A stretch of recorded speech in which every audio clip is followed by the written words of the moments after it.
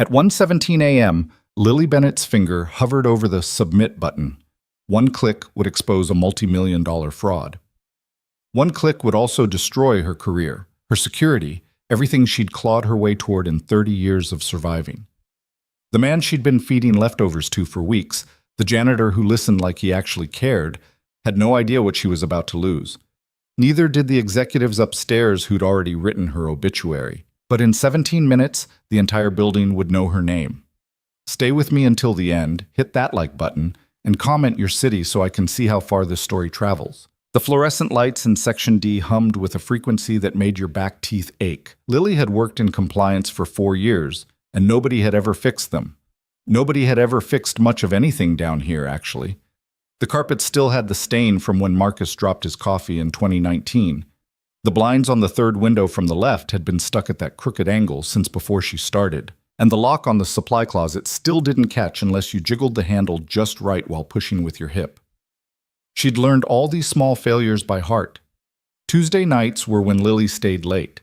Not because anyone asked her to, not because she was chasing a promotion. There weren't promotions for people like her, people who didn't go to the right schools or know the right names. She stayed because the office was quiet after 7, and quiet meant she could actually think. Quiet meant the phone didn't ring with people asking her to verify things they should have verified themselves. Quiet meant Stephen from acquisitions wouldn't lean over her cubicle wall with his coffee breath and his opinions about her lunch choices. Tonight, she'd brought the same thing she always brought: peanut butter sandwich, apple, crackers she'd taken from the Hotel Continental breakfast 3 weeks ago when her building's water had been shut off and the company put them up overnight. She ate at her desk because the break room felt too big when it was empty, and because she'd timed it perfectly.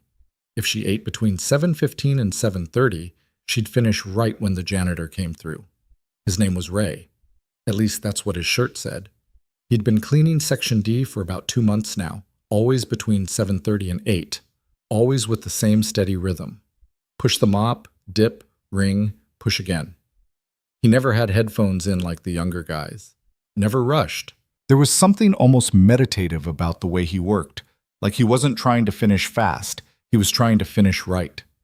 Lily had started noticing him the 3rd week, not because of anything he did, because of what he didn't do. He didn't stare, didn't make small talk that was really just an excuse to stand too close, didn't treat her like she was furniture just because she worked in the basement. When he'd accidentally knocked over her water bottle one night, he'd apologized, actually apologized like it mattered, and brought paper towels from his cart without making it into a production. That's when she'd started leaving him food. Nothing dramatic, half a sandwich one night when she'd made too much, an orange the next week. She'd leave it on the edge of the desk near the trash can he always emptied last, wrapped in a napkin so it didn't look like garbage. He never said anything, but it was always gone by morning. Last Tuesday, he'd finally broken the silence. "You don't have to do that," he'd said quietly, pausing mid-mop stroke. Lily had glanced up from her monitor. His face was weathered in that way that made it hard to guess age. Could have been 40, could have been 55. Dark eyes, careful posture, the kind of tired that went deeper than one long shift. "Do what?" she'd asked, even though she knew. "Feed the help." The way he said it wasn't bitter, just factual. "I'm not feeding the help," Lily had replied, turning back to her screen. "I'm feeding Ray. There's a difference." He'd studied her for a moment, then nodded once and gone back to mopping. But something had shifted. The next night, he'd asked if she'd had dinner yet. The night after that, he'd mentioned the lights. "Those things give you headaches?" he'd asked, gesturing up at the panels. "Every single day." "Yeah, they would." He'd frowned slightly, like he was filing that information away somewhere it might actually matter. Tonight, Lily wasn't thinking about Ray. She was thinking about the email she'd drafted 11 days ago and hadn't sent. It sat in her drafts folder, subject line blank, addressed to the ethics hotline that everyone knew was monitored by the same executives it was supposed to investigate. She pulled it up now, reading through it for probably the 100th time. The scholarship fund had been her assignment. A routine audit. Verify the disbursements, confirm the recipients matched the criteria, sign off, move on. Nobody expected her to dig deeper. But Lily had this problem where she actually read things. And when the numbers didn't line up quite right, she'd pulled the appendices. That's where she'd found it. Someone had rewritten the eligibility requirements 6 months ago, quietly, cleanly. Changed students from low-income backgrounds to students demonstrating academic excellence and leadership potential. Which sounded nice until you realized what it actually meant. No more kids from neighborhoods like the one Lily grew up in. No more first-generation college students scraping together tuition. Just resume builders for kids who already had everything. The money was still called the Access and Opportunity Scholarship Fund. The branding hadn't changed. The press releases still talked about commitment to diversity. But the money? The money now went to private school students with perfect SAT scores and parents who summered in the Hamptons. Lily had traced the authorization, 3 signatures, all from the executive floor, and the timestamp showed it had been changed the same week the company announced record profits and executive bonuses. They'd stolen from kids who needed it and given it to kids who'd never know what needing it felt like. She'd spent 11 days trying to talk herself out of caring. Because caring was expensive when you made $43,000 a year and your apartment's rent went up every 12 months like clockwork. Caring was dangerous when you had no safety net, no family money, no partner's income to fall back on. Caring was a luxury for people who could afford to be unemployed. Lily had been unemployed before, after college, after her mom got sick, after the bills piled up and the collection calls started. She'd been unemployed and scared and willing to take anything, retail, temp work, overnight shifts at the warehouse where you stood on concrete for 10 hours and your feet went numb. She'd clawed her way to this job, this basement office, this steady paycheck, and she knew exactly how fast it could all disappear. So she'd written the email, documented everything, attached the evidence, and then she'd saved it to drafts and gone home and tried to sleep. But here's the thing about truth. Once you see it, you can't unsee it. It sits there, patient, waiting. Lily's finger moved to the touchpad, cursor hovering over the send button. 1 click. That's all it would take. The door to Section D opened and Ray came in pushing his cart, right on schedule. Lily quickly minimized the email and pulled up a spreadsheet, something boring and harmless. "Evening," Ray said quietly. "Hey." He started his usual route, working from the far corner toward her desk. Lily tried to focus on the numbers in front of her, but the email was still there, minimized but not gone, like a weight pressing against the inside of her chest. "You staying late again?" Ray asked after a few minutes. "Yeah, trying to catch up on some stuff." He nodded, emptying the trash can near the printer. "You do that a lot, stay late." "Comes with the territory." "Does it?" He glanced at her, something knowing in his expression. "Or do you just not want to go home?" Lily looked up sharply. That was more direct than he'd ever been. Ray held up a hand. "Sorry, not my business." "No, it's..." She sighed. "You're not wrong. My apartment's not exactly a sanctuary." "Loud neighbors?" "Broken heater. Landlord says he'll fix it, but he's been saying that since November." She shrugged. "It's warmer here." Ray was quiet for a moment, then nodded slowly. "I get that." Something about the way he said it made Lily wonder what he was going home to, or not going home to. "You got kids?" The question was out before she could stop it. Ray's expression shifted, not closed off exactly, but careful. "A daughter, 5 years old." "That's a good age." "Yeah." His voice softened. "She is." "She know you work nights?" "She knows I work a lot." Ray moved to the next trash can. "Her mom, we're not together, so I got her every other week." "Those weeks, I do day shifts. These weeks," he gestured around the empty office, "I'm here." Lily felt something crack open in her chest.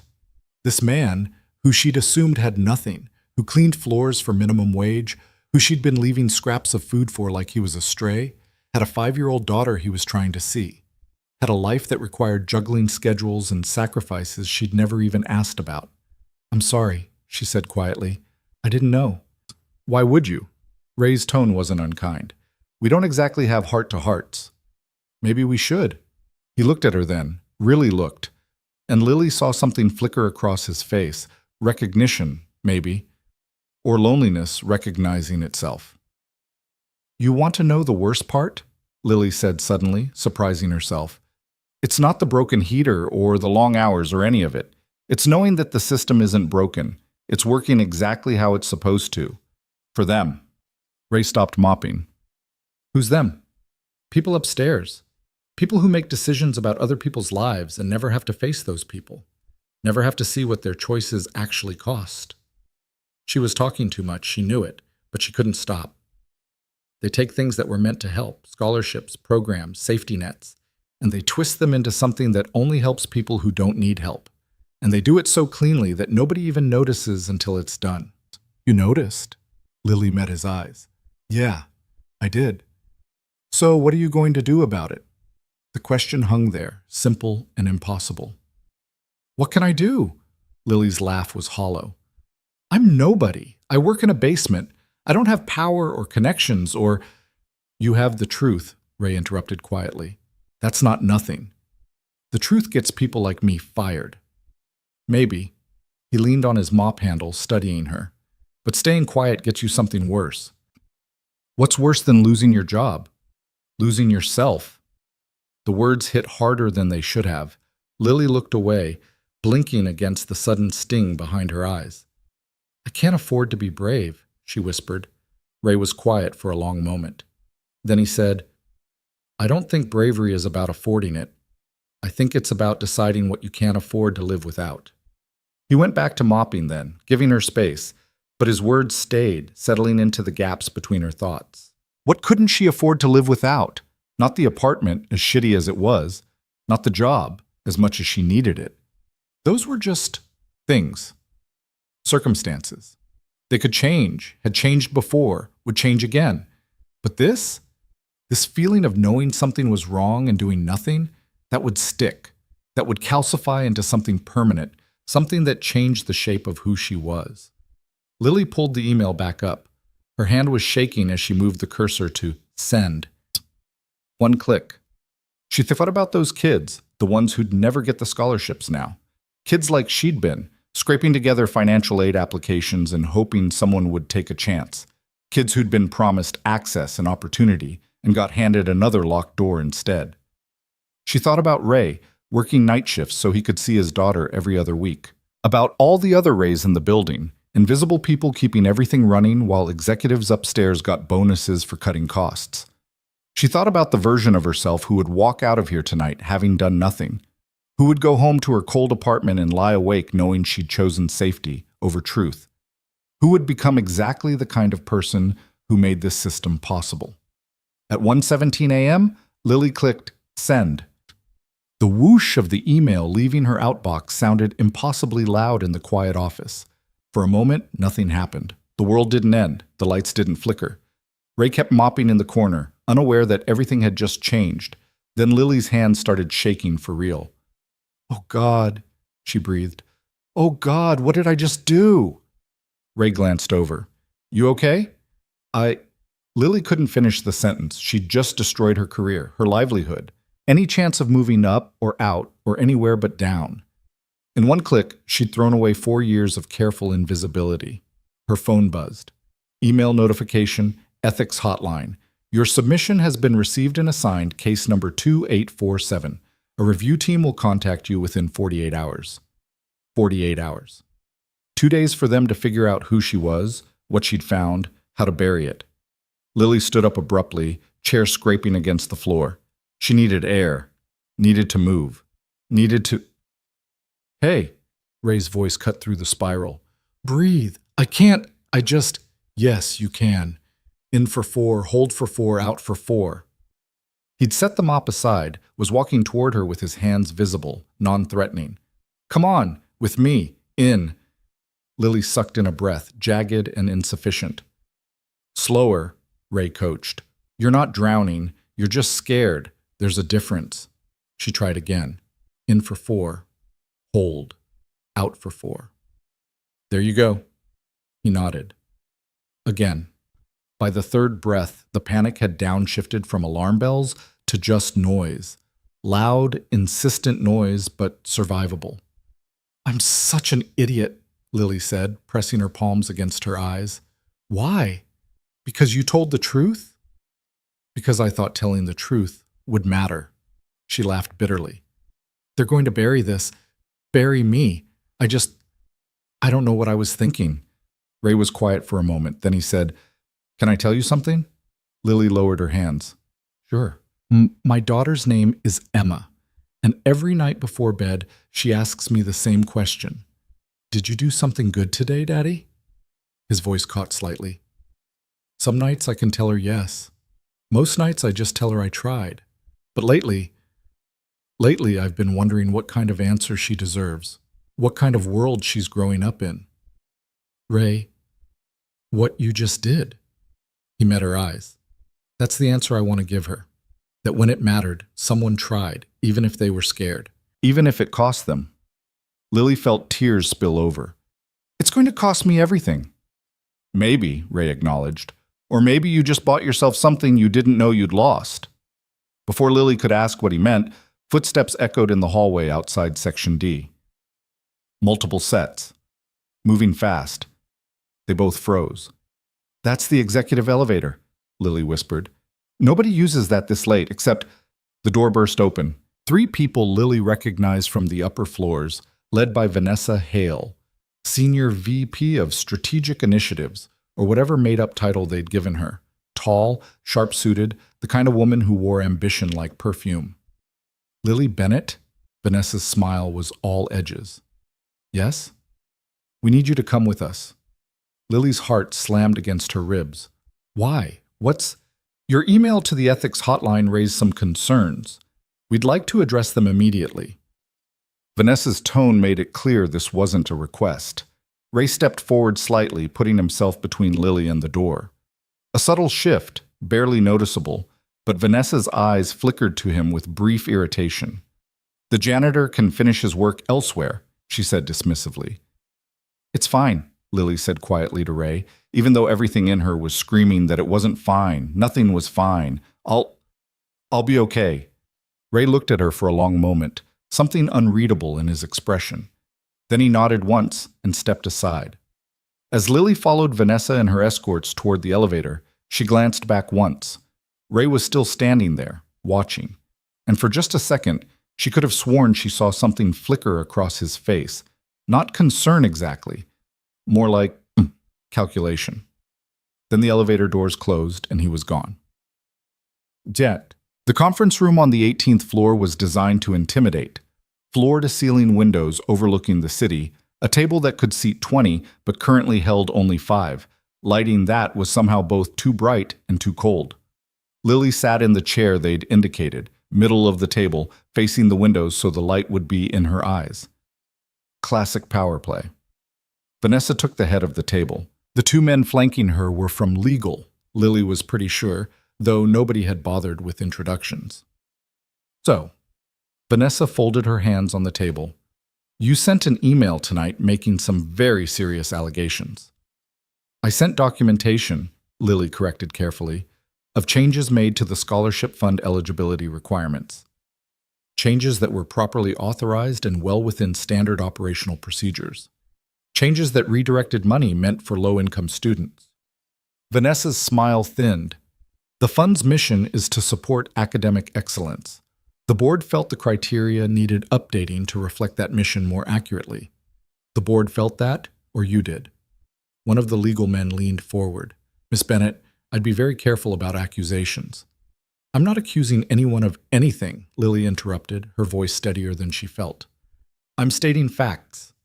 The authorization was signed on March 15th, the same day executive bonuses were announced. The same week, 3 members of the board sent their children's private school tuition receipts through expense reimbursement, which, by the way, violates the company's conflict of interest policy.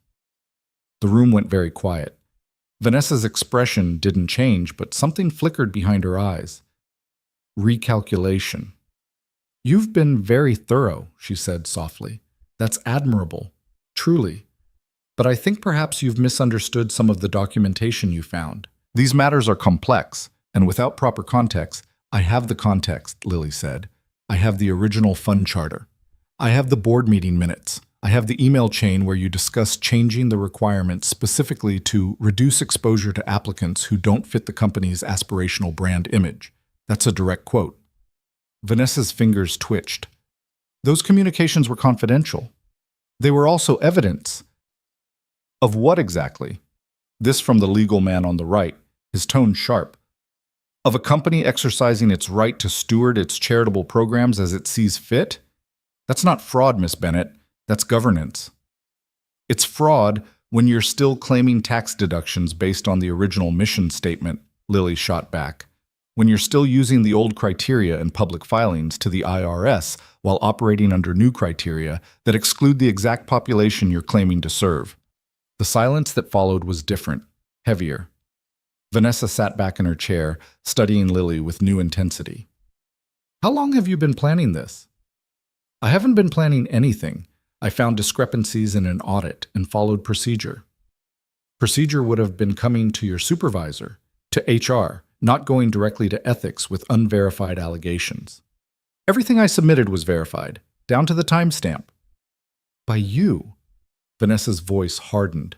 A junior compliance analyst with no oversight experience, no advanced training, and frankly, no business-making institutional policy decisions. There it was, the real attack. I wasn't making policy decisions, Lily said quietly. I was identifying violations of existing policy. What you were doing, Vanessa interrupted, was overstepping, dramatically, and I think we all know why. Lily's stomach dropped. What does that mean? Vanessa pulled out a tablet, tapped the screen, and slid it across the table. This is your personnel file. 3 years ago, you applied for one of these scholarships yourself. You were rejected. That was before I worked here. And yet here you are, in a position to access confidential fund information, making allegations that just happen to align with your personal grievances. Vanessa's smile was poison. It's a compelling narrative, I'll give you that. Wronged applicant seeks revenge by sabotaging the program that rejected her. That's not what this is, isn't it? Vanessa leaned forward. Because from where I'm sitting, this looks like a vendetta dressed up as whistleblowing. And when ethics investigates, and they will investigate thoroughly, what do you think they'll find? A legitimate concern? Or a disgruntled employee with an axe to grind and a history of manufacturing documentation to support her bias? The words hit like ice water. Manufacturing documentation. They were going to claim she'd faked the evidence. I didn't manufacture anything, Lily said, but her voice shook. Everything I submitted is real, verifiable. You can check the source files. Source files can be altered, the second legal man said. Timestamps can be changed. Metadata can be manipulated, especially by someone with your level of system access. I didn't. Of course you'll say that. Vanessa's tone was almost sympathetic now, which was worse. But the question isn't what you'll say, Lily. It's what the evidence will show. And right now, the evidence shows a pattern of concerning behavior. The late nights alone in the office, the unusual data access requests logged to your terminal, the personal connection to the fund that creates obvious bias. Lily's mind raced. Everything Vanessa was saying was technically true, but completely wrong. Yes, she stayed late, because the office was warmer than her apartment. Yes, she'd accessed fund data, because that was literally her job. Yes, she'd applied for the scholarship years ago, but that had nothing to do with finding the fraud. Except now it did, because they were making it the story. I want a lawyer, Lily said. Of course, Vanessa replied smoothly. That's your right. Though I should mention that legal has already been advised of the situation, and their preliminary recommendation is immediate termination for cause, which would void your severance package and any potential references. You can't fire me for reporting fraud. We're not firing you for reporting fraud. We're firing you for fabricating evidence to support false allegations motivated by personal bias. See the difference? Lily did see the difference, and she saw how neatly they'd boxed her in. If she fought, she'd lose her job and her credibility. If she backed down, she'd keep her job, but they'd bury the truth. Either way, they won. However, Vanessa continued, her voice shifting to something almost conciliatory, we're not unreasonable people. You've been with the company 4 years. You've done adequate work. It would be a shame to end things on such a sour note over what amounts to a misunderstanding. A misunderstanding, Lily repeated flatly. Exactly. You found some confusing documentation, made an honest mistake in interpretation, and let personal feelings cloud your judgment. It happens. We're prepared to accept your resignation effective immediately, provide you with 3 months severance, and agree to neutral references for future employment. All you have to do is sign a statement acknowledging that your allegations were unfounded and based on incomplete information. There it was. The deal. The exit ramp. 3 months severance would cover rent while she looked for something else. Neutral references meant she wouldn't be blacklisted. She could walk out of here tonight with her dignity barely intact and start over somewhere else. All she had to do was lie. Say the truth she'd found wasn't true. Say the evidence she'd documented didn't exist. Become complicit in exactly the kind of corruption she'd tried to expose. Lily looked down at her hands. They'd stopped shaking. That seemed significant somehow. "No," she said quietly. Vanessa blinked. "I'm sorry?" "No, I'm not resigning. I'm not signing anything, and I'm not recanting." Lily lifted her eyes to meet Vanessa's. "Everything I submitted was real. You know it, I know it, and ethics will know it once they investigate properly. Miss Bennett, you can fire me if you want, sue me if you think you can make it stick, but I'm not going to stand here and pretend I made this up just because it's inconvenient for you." The temperature in the room dropped about 20 degrees. Vanessa's expression went flat. Professional mask fully in place. "Then I'm afraid we're done here. Security will escort you to collect your belongings. You're terminated effective immediately for gross misconduct and insubordination." "Insubordination," Lily repeated. "That's what you're calling this." "That's what it is." Vanessa stood, smoothing her suit. "You refused a direct order to recant false allegations. That's insubordination by definition. You can't give me a direct order to lie. I gave you an order to sign a factual statement about your misinterpretation of company documents. Your refusal to comply demonstrates willful disobedience." Vanessa moved toward the door, then paused. "For what it's worth, Lily, I almost believed you were doing this out of principle, but principle doesn't pay rent. You'll figure that out soon enough." The door opened. 2 security guards stepped in, and Lily, standing alone in that too bright conference room with all her bridges burning around her, felt something strange settle into her chest. Not relief, not vindication, something quieter and more permanent. She told the truth. They'd destroyed her for it. And somehow, standing here in the wreckage of her career, she felt more like herself than she had in 4 years. "Come on, ma'am," one of the security guards said gently. "Let's get your things." Lily nodded and followed them out. She didn't look back. Section D looked different at 2:47 a.m. The fluorescent lights still hummed, but the sound felt distant now, irrelevant. Lily packed her desk methodically, coffee mug with the chip in the handle, 3 pens that still worked, the photo of her mom from before she got sick. It all fit in one small box. Ray was still there, mopping the same section of floor he'd been working when they'd taken her upstairs. The security guards waited by the door, giving her space but making their presence clear. "Heard you're leaving," Ray said quietly as she taped the box shut. "Yeah, they made that pretty clear." "I'm sorry," Lily shrugged. "I knew what I was doing." "Did you?" She looked at him then, this man she barely knew, who'd somehow become the only person who seemed to see her. "No, but I did it anyway." Ray set his mop aside and walked over to her desk. For a moment he just stood there, looking at her with that same careful expression he'd worn all night. Then he pulled a business card from his pocket and set it on the desk. Lily picked it up, frowning. It was heavy stock, embossed letters. Ethan Cole, Chief Executive Officer. Her brain refused to process what she was seeing. "What is this?" "A reminder," Ray said softly, "that you're not as alone as they want you to think." Lily stared at the card, at the name that didn't match the man in front of her, at the title that made no sense for someone pushing a mop at 2:47 in the morning. "I don't understand." "You will," he said.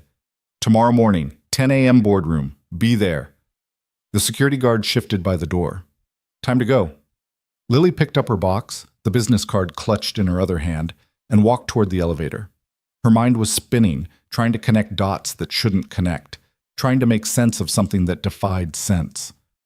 At the elevator, she turned back one more time. Ray, or Ethan, or whoever he actually was, stood in the middle of Section D, watching her leave. And for the first time all night, he smiled. It wasn't a kind smile.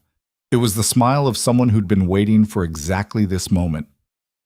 The elevator doors closed, and Lily, holding a box of office supplies and a business card that changed everything, realized she had no idea what tomorrow would bring. But for the first time in 4 years, she couldn't wait to find out. Lily didn't sleep. She sat on her apartment floor with the business card propped against an empty coffee mug, staring at it like it might suddenly make sense. The heater still didn't work. Her breath came out in little clouds. She'd wrapped herself in 2 blankets and her winter coat, but the cold had nothing to do with temperature. Ethan Cole. She'd Googled the name around 3 a.m. when the shock wore off enough for her hands to work properly. Photos loaded slowly on her cracked phone screen. Press releases. Forbes articles. A man in tailored suits shaking hands with politicians and tech moguls. The same man who'd been pushing a mop through Section D for 2 months. The same man she'd been feeding leftover sandwiches. The CEO of the entire company had been mopping floors, and she'd treated him like... Lily's laugh came out sharp and slightly unhinged. She'd patronized a billionaire, fed him like a stray, told him about her broken heater and her struggles like he wouldn't understand, like he existed in the same world she did. Except he'd let her. He'd listened. He'd asked about her dinner and noticed the fluorescent lights and talked about his daughter, like his daughter. Lily pulled up the photos again, scrolling past the corporate headshots until she found one from some charity gala. Ethan Cole in a tuxedo, half smiling at the camera, and next to him a little girl in a pink dress. Emma, 5 years old, he'd said. The photo caption confirmed it.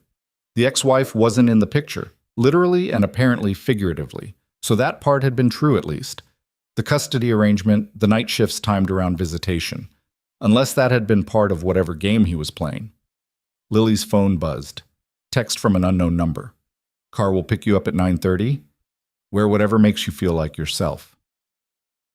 E. Her thumb hovered over the keyboard. 1,000 questions fought for priority. Why had he been pretending? What did he want from her? What the hell was happening at 10 a.m.?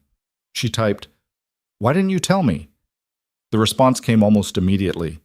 "Would you have believed me?" Lily stared at that for a long minute. Then she typed, "No. Exactly. See you at 10. She set the phone down and pulled the blankets tighter. Outside, the city was starting to wake up. Delivery trucks rumbling past. Someone's alarm going off through the thin walls. Wednesday morning, rolling in like nothing had changed. But everything had changed. She'd been fired. The truth she'd exposed was probably already being buried. And the janitor who told her bravery wasn't about affording it turned out to be the man who owned the building. Lily closed her eyes and tried to remember exactly what she'd said to him over the past 2 months. Every complaint about management, every cynical observation about corporate culture, every bitter comment about people upstairs who made decisions without consequences. She'd said all of that to the person at the very top. "Oh God," she muttered into the blankets. "I'm such an idiot." But then she remembered the way he'd looked at her last night when she'd sent that email. Not like a CEO catching an employee in an act of insubordination. Like someone who'd been waiting for her to do exactly that. The business card caught the early morning light, embossed letters throwing tiny shadows. Lily picked it up one more time, running her thumb over the raised print. Then she stood up, blankets falling away, and walked to her closet. Wear whatever makes you feel like yourself. She owned exactly 3 professional outfits. One was her interview suit from 4 years ago, slightly too tight now. One was the gray dress she wore to her mother's funeral. The third was black pants and a white blouse she'd bought on clearance and wore to every company event she couldn't avoid. None of them felt like herself. Lily pushed past the professional clothes to the back of the closet, where she kept things she actually liked but never wore. A green sweater her mom had given her the last Christmas before the hospital. Jeans that fit properly. Boots that were worn but real leather, the kind that would last. She pulled them out and got dressed. If this was the last time she'd ever set foot in that building, she'd do it as herself. Not as the version of Lily who'd spent 4 years making herself smaller. The car arrived at 9:30 exactly. Black sedan, driver in a suit who opened the door without comment. Lily slid into the back seat and tried not to think about how much this probably cost per hour. They didn't go to the main entrance. The driver took a route around back, pulling into an underground garage Lily didn't know existed. Private elevator, keycard access.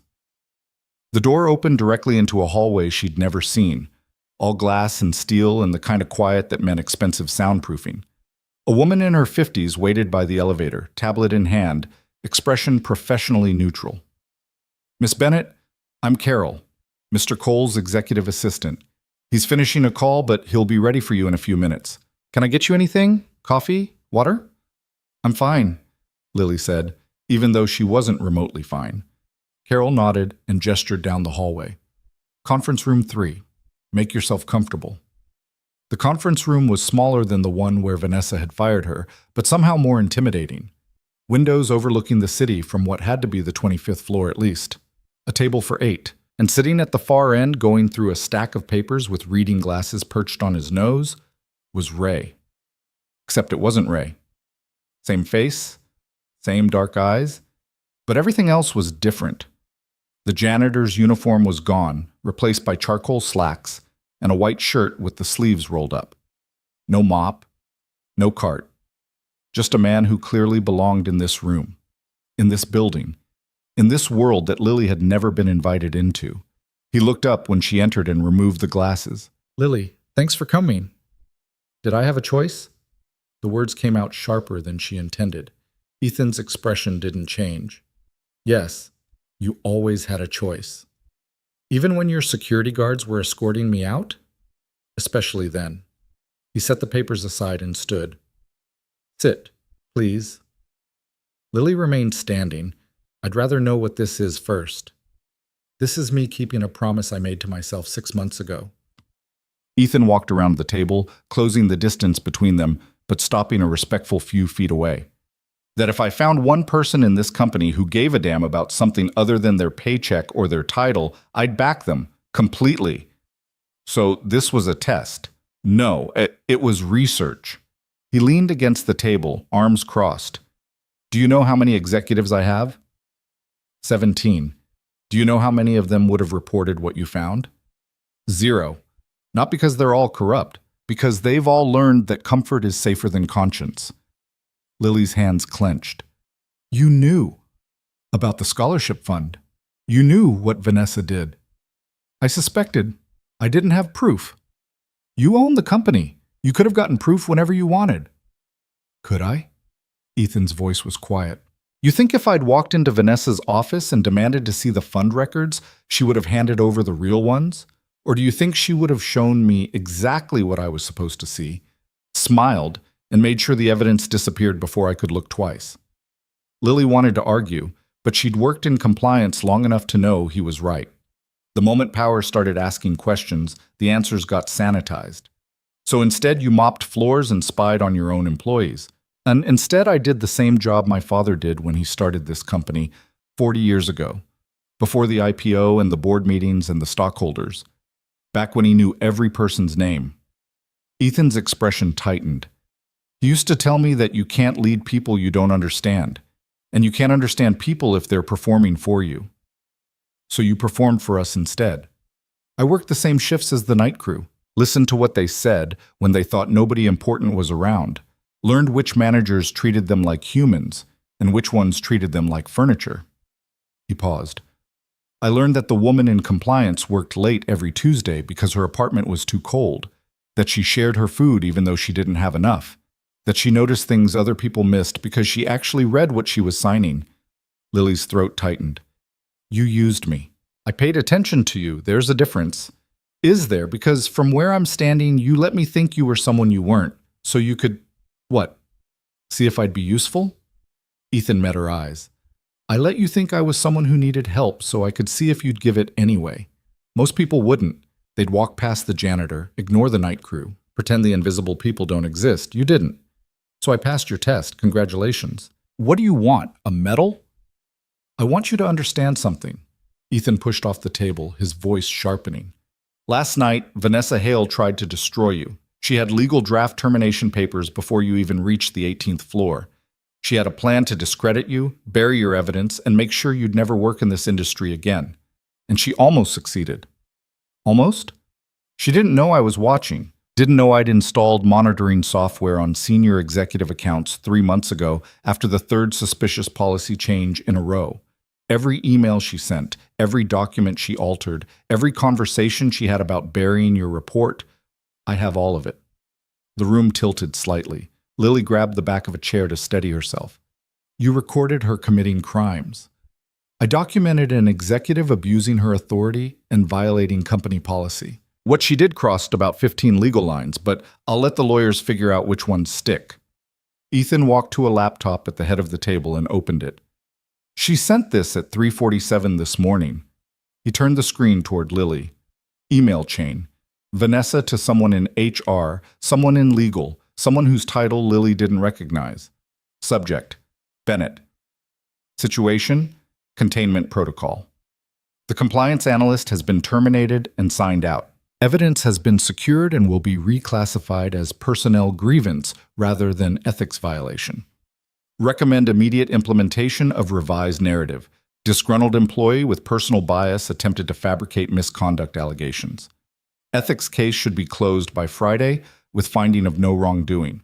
Fund restructuring will proceed as planned. No changes to timeline or implementation. Lily read it twice, then a third time. She's just going to pretend it never happened. She was, Ethan corrected. Until about 6 hours ago when I forwarded this entire chain to the board along with the actual evidence you submitted, the original fund charter, and a full audit of every policy change Vanessa authorized in the past 18 months. What did the board say? They called an emergency meeting for 10 a.m. today. Ethan checked his watch. Which starts in 12 minutes. Lily's stomach dropped. You want me there? I want you to finish what you started. He closed the laptop. You exposed the fraud, but Vanessa's trying to twist it into something else, and the board. They're smart, they're cautious, and they're very concerned about liability. If they think this is just he said, she said, they'll choose the path of least resistance, which means Vanessa keeps her job, the fund stays changed, and your evidence gets buried in a file marked employee grievance. So what do you expect me to do? Tell them what you found, how you found it, why it matters. Ethan's voice softened. Be the same person who sent that email at 1:17 in the morning, knowing it would cost her everything. Lily wanted to say yes, wanted to walk into that boardroom and make them listen, but her hands were shaking again and her mouth had gone dry. They'll destroy me, she whispered. Vanessa's already built the narrative. I'm the disgruntled employee with a grudge. I'm the unreliable narrator. The second I open my mouth, they'll tear me apart. They'll try, Ethan agreed. That's why I'll be there. You're the CEO. You should just fire her. I could, but then the board would ask why I didn't catch this sooner, why I let it happen under my watch. And Vanessa would claim she was following my implicit direction, that the culture I created made her think this was acceptable. He shook his head. If I just fire her, it becomes about my judgment. But if you testify to what you found, and I support you with evidence, it becomes about her actions, about accountability. You want me to be the face of this so you don't have to be. Ethan was quiet for a moment. Then he said, I want you to have the chance to speak truth to power without being silenced. That's not the same thing. Lily looked at him, really looked at him. This man who'd spent 2 months pretending to be someone else, who'd listened to her complaints and her fears, and never once revealed that he could actually do something about them, who was now asking her to walk back into the fire she'd barely escaped. Why me? She asked. You could have picked anyone, could have planted evidence differently. Why did it have to be me? Ethan was silent for long enough that Lily thought he might not answer. Then he said, Because 6 months ago, my daughter asked me that question. Did you do something good today, Daddy? And I realized I couldn't remember the last time I'd said yes and meant it. I'd built this company into something my father wouldn't recognize, hired people who valued growth over integrity, created systems that protected profit instead of people, and I didn't know how to fix it without burning the whole thing down. He walked to the window, looking out over the city. Then I read your first audit report, 3 years ago. You'd flagged a vendor contract that looked fine on paper but had some unusual payment structures. Your supervisor told you to sign off on it anyway. You refused, wrote a formal objection, got overruled. The contract went through. Lily remembered. She'd almost quit over that one. 2 years later, Ethan continued, that vendor got indicted for tax fraud. The payment structures you'd flagged were the mechanism. If someone had listened to you, the company would have avoided a $15 million liability. He turned back to her. But nobody listened because you were junior, inexperienced, didn't know your place. How do you know about that? Because I read every audit report filed in the last 5 years, looking for patterns, looking for people who cared about getting it right instead of getting ahead. He walked back toward her. You were the only one who kept filing objections even after they stopped listening, the only one who didn't learn to look the other way. Lily's chest felt tight. That's just doing my job. No. Doing your job is signing what they tell you to sign and collecting your paycheck.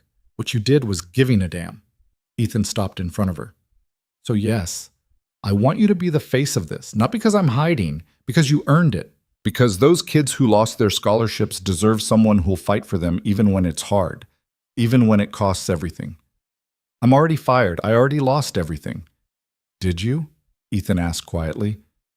Or did you finally figure out what you were worth? Before Lily could answer, Carol appeared in the doorway. Mr. Cole, the board is assembled. Ethan nodded. Then he looked at Lily. Your choice. You can walk out right now. I'll have Carol cut you a check for the severance Vanessa should have offered. 6 months' salary. Glowing reference. Clean break. Or you can come with me and finish this. Lily's mind raced. 6 months' salary would mean security. Time to find something else. A chance to start over somewhere they didn't know her as the troublemaker who got fired. But it would also mean Vanessa won. The scholarship fund stayed changed. The next person who found fraud would look at what happened to Lily and decide silence was safer. She thought about those kids, the ones who'd applied believing the promises on the website, who'd gotten rejection letters and never knew the game had been rigged before they even started. She thought about Ray, Ethan, whoever he really was, asking if she'd had dinner yet, noticing the lights that gave her headaches, talking about his daughter like she was the reason he showed up every day. She thought about her mother who'd worked 3 jobs and still couldn't afford the prescriptions, who'd told Lily to be smart, be careful, be safe, but who'd also said, the week before she died, don't let them make you small, baby. You're worth more than they'll ever pay you. Lily took a breath. If I do this, I want something. Ethan raised an eyebrow. Name it. The scholarship fund. I want it restored, all of it. Original criteria, original mission. And I want oversight. Real oversight, not just signatures on paper. Done. And I want an apology, public, on record, for every kid who applied this year and got rejected under the fake criteria. Also done. And I want... Lily hesitated. I want a job. Ethan tilted his head. You already had a job. Not in compliance, not in the basement. I want to work in ethics. Real ethics, not the hotline that reports to legal. I want to build something that actually protects people instead of covering for executives. For the first time since she'd walked into the room, Ethan smiled. Actually smiled, not the careful corporate expression, but something genuine. You're negotiating. You told me to know my worth. This is what I'm worth. Fair enough. He held out his hand. You testify. I'll back everything you say. We fire Vanessa, fix the fund, and build whatever ethics infrastructure you think this company needs. Deal? Lily looked at his outstretched hand. This man who'd lied about who he was but told her the truth about everything else. Who'd mopped floors to understand the people who worked for him. Who'd watched his own executives commit fraud and waited for someone brave enough to expose it. She shook his hand. Deal. The boardroom was worse than Lily had imagined. 12 people seated around a table that probably cost more than her annual salary. Most of them were older, white, men in suits that fit too well. A few women, equally polished. All of them looked at Lily like she was a stain someone had forgotten to clean. Vanessa sat near the middle, composed and confident. She'd changed clothes since last night. Fresh suit, perfect makeup, not a hair out of place. When she saw Lily, something flickered across her face. Surprise, quickly masked. What is she doing here? Vanessa's voice was calm but sharp. Mr. Cole, this woman was terminated for cause. She has no business in a board meeting. Ethan pulled out a chair for Lily at the opposite end of the table from Vanessa. Miss Bennett is here at my invitation, As the person who originally identified the misconduct we're here to discuss, her testimony is relevant. Alleged misconduct, Vanessa corrected smoothly, based on falsified evidence created by an employee with documented bias and a personal vendetta. We'll get to the evidence, Ethan said, taking his own seat. But first, I'd like Miss Bennett to explain exactly what she found and how she found it, without interruption. He looked at Lily, nodded once. The room waited. Lily's mouth was desert dry. Her hands were shaking under the table where nobody could see. Every instinct screamed at her to apologize, to leave, to make herself small again. Instead, she opened her mouth and started talking. 3 weeks ago, I was assigned a routine audit of the Access and Opportunity Scholarship Fund. The assignment came through normal channels, quarterly review, standard procedure. I was supposed to verify that disbursements matched approved recipients and that fund administration costs were within acceptable ranges. Her voice steadied as she fell into the familiar rhythm of reporting. The numbers matched. On paper, everything looked correct, but there was a notation in the appendix about updated eligibility criteria. It referenced a board meeting from March 15th.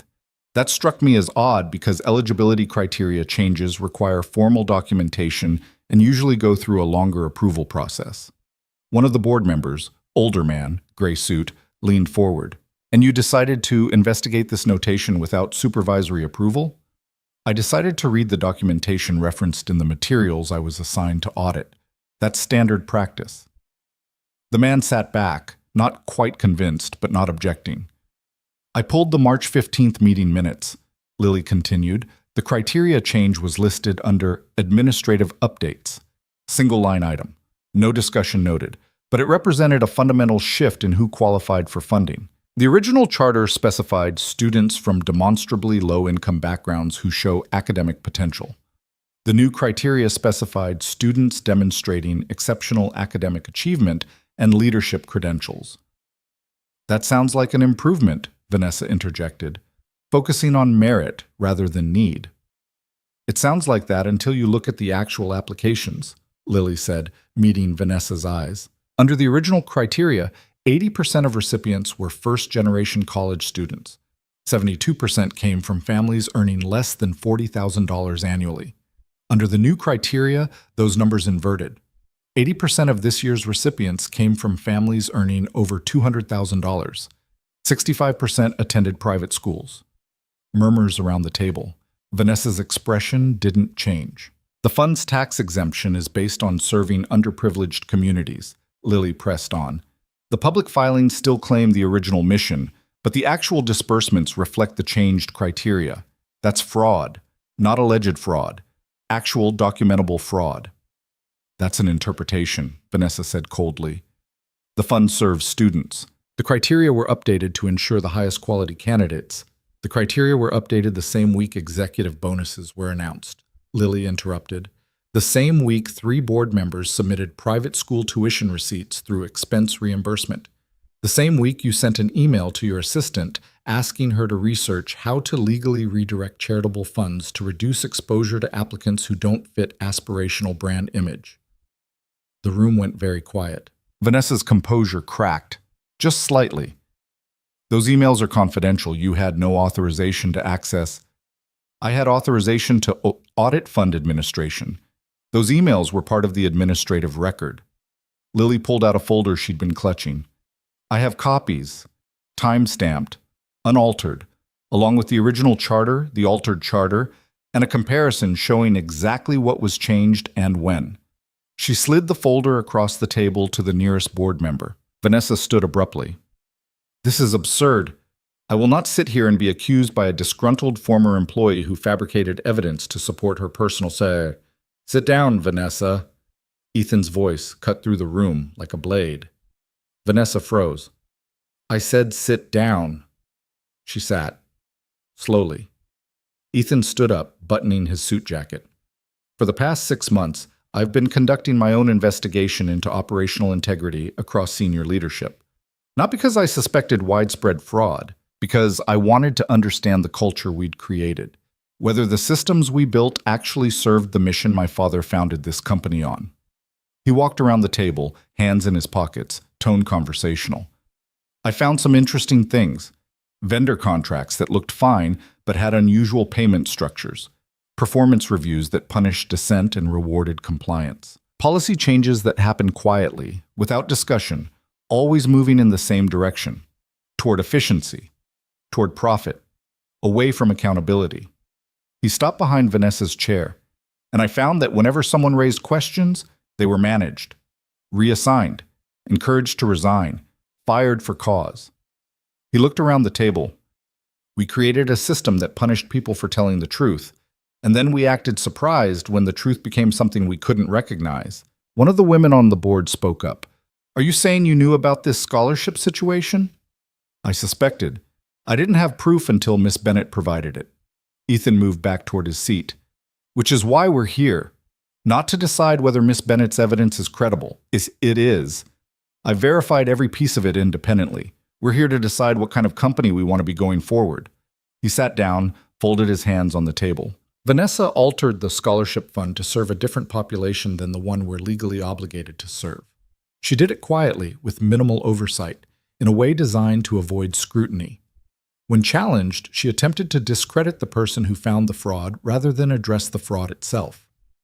Last night, she fired Miss Bennett for insubordination after pressuring her to sign a false statement.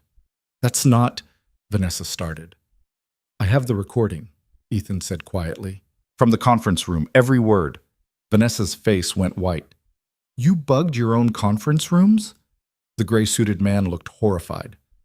"I installed monitoring equipment in executive spaces after receiving credible reports of harassment and retaliation. Standard security protocol, approved by legal and clearly posted per state law."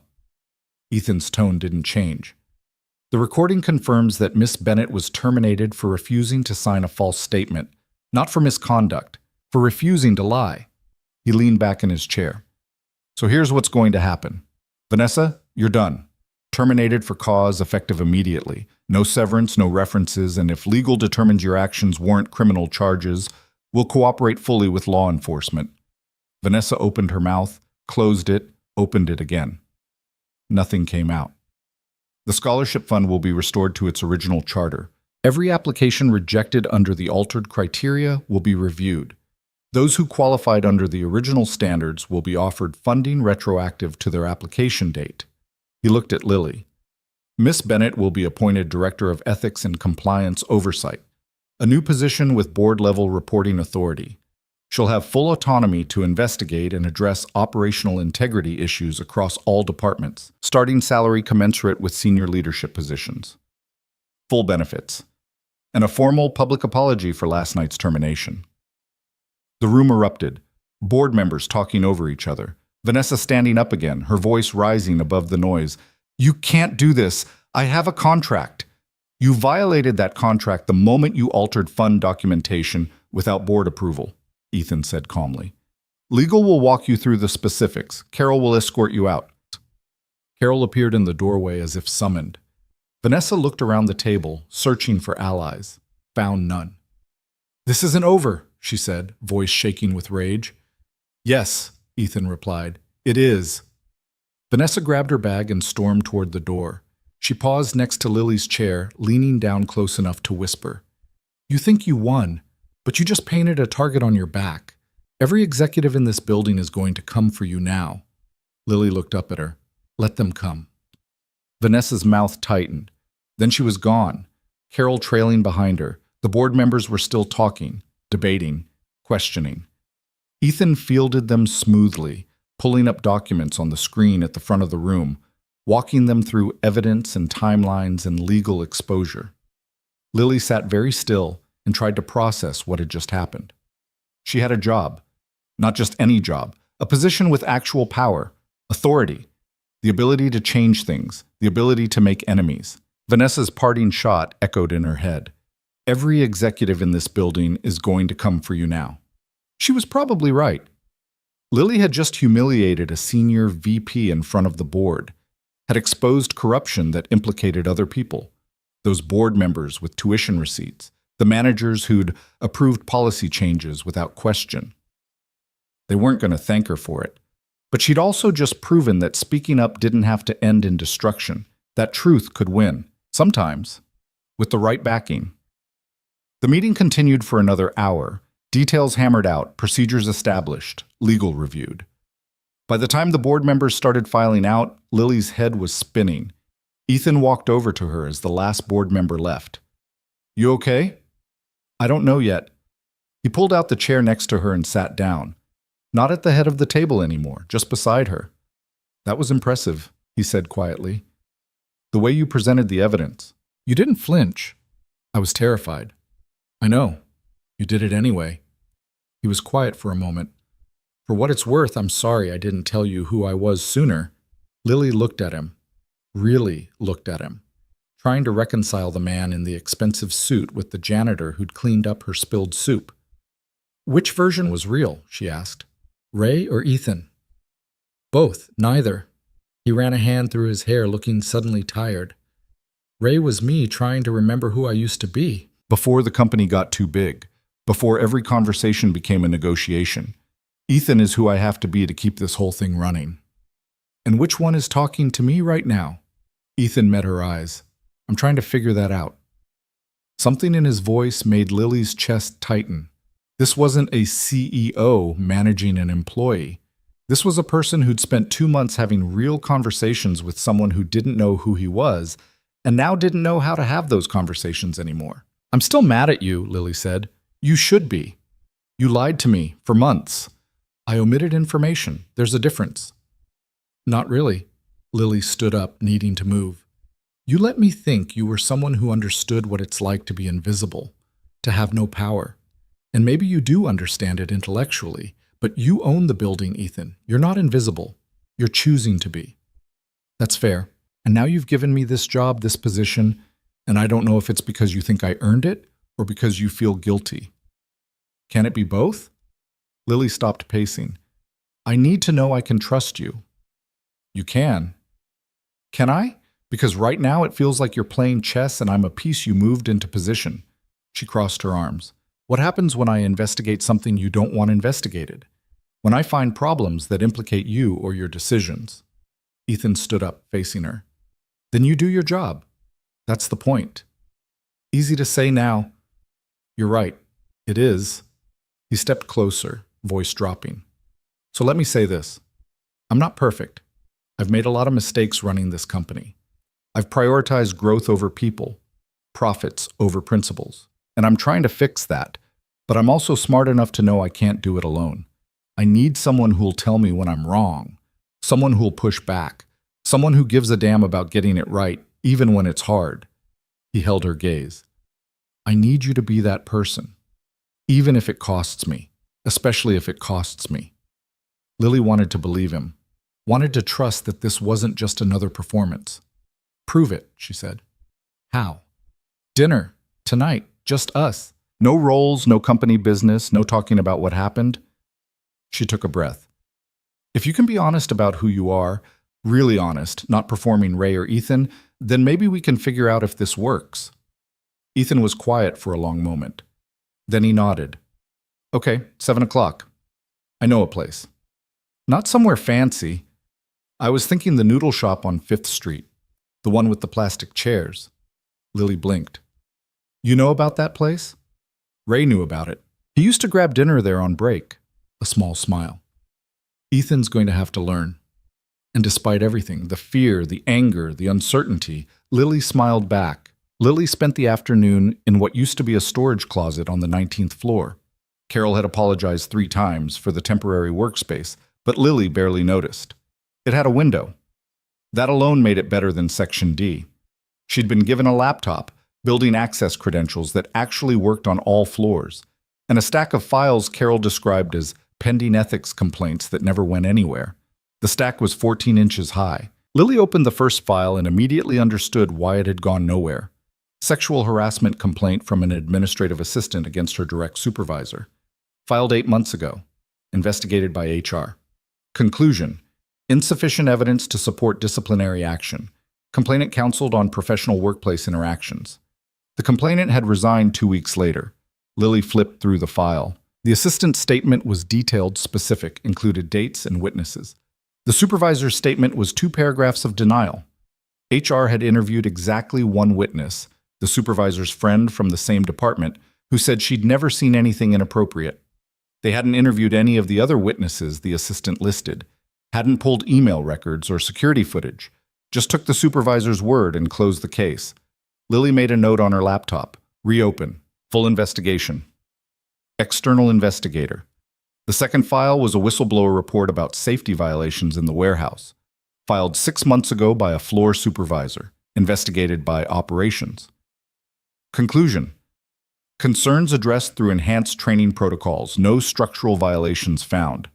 The supervisor who filed the report had been transferred to a different facility 3 states away a month later. Lily added it to her list. By 4 o'clock, she'd gone through 8 files. Every single one followed the same pattern. Employee reports problem. Company investigates itself. Company finds no problem. Employee leaves or gets transferred or gets quietly managed out. Her phone buzzed. Text from an unknown number. This is what you signed up for. Hope you're ready. Marcus Lilly frowned at the screen. Marcus from Acquisitions? The one with the coffee breath and opinions about her lunch choices? Before she could respond, another text came through. Different number. Good luck with your little crusade. You're going to need it. Then another. Director of Ethics? That's hilarious. You couldn't even keep your own job. Lily set her phone face down on the desk and tried to focus on the files. But the texts kept coming. Different numbers, same message. Some were crude. Some were threatening. All of them made it clear that word had spread fast about what happened in the boardroom. By 4:30, she'd received 23 messages. She forwarded them all to IT with a request to trace the numbers and identify the senders. Then she blocked everyone and went back to the files. The 9th file made her stomach turn. Expense fraud reported by a junior accountant. The accountant had found that a senior director was submitting fake receipts for business travel, trips that never happened, hotels he never stayed in. The amounts were small, a few $100s here and there, but over 2 years it added up to almost $40,000. The investigation had been handled by the director's own department. Conclusion. Reconciliation error. Director reimbursed company for disputed amounts. No evidence of intentional wrongdoing. The junior accountant had been fired 3 weeks later for repeated timesheet violations. Lily's hands clenched on the edge of the desk. This was what Ethan had meant. The system wasn't broken. It was working exactly as designed, to protect people at the top and punish people at the bottom. She pulled up a blank email and started typing. 2. Board of Directors.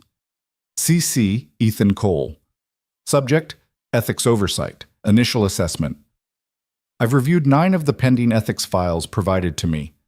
All 9 cases show evidence of inadequate investigation, conflicts of interest in the investigation process, and potential retaliation against complainants. I'm recommending immediate reopening of all cases with external investigators and a full audit of the ethics complaint process for the past 3 years.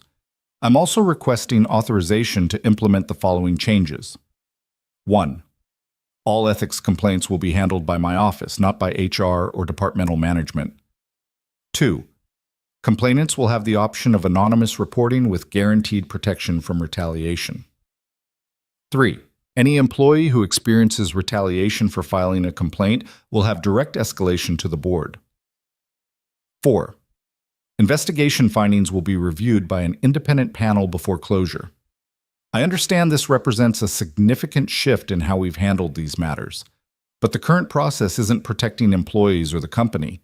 It's protecting people who abuse their authority. I'll have a full proposal ready by end of week. Lily Bennett, Director of Ethics and Compliance Oversight. She read it through twice, finger hovering over send just like it had last night with that other email, the one that had destroyed her old life and started this new one she didn't know how to navigate.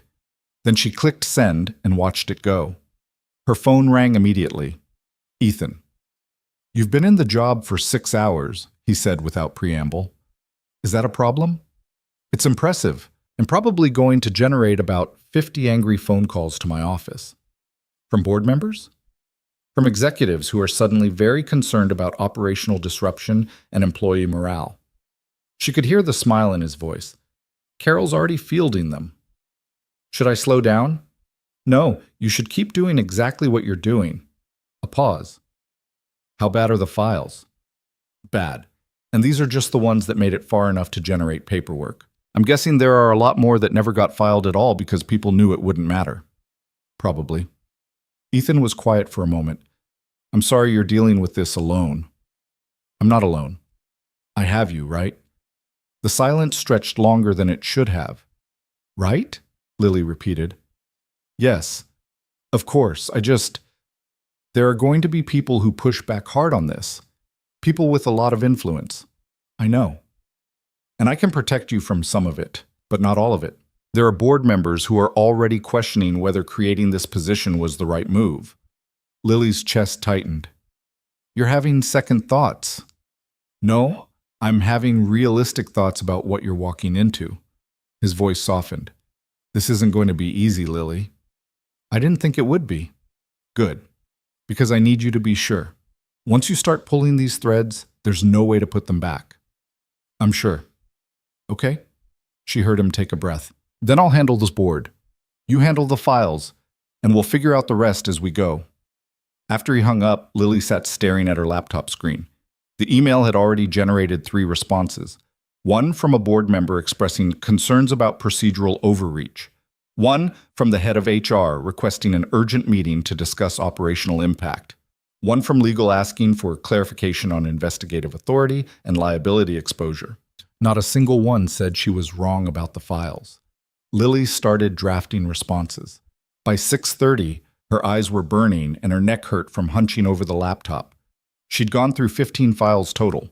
15 employees who tried to do the right thing and got crushed for it.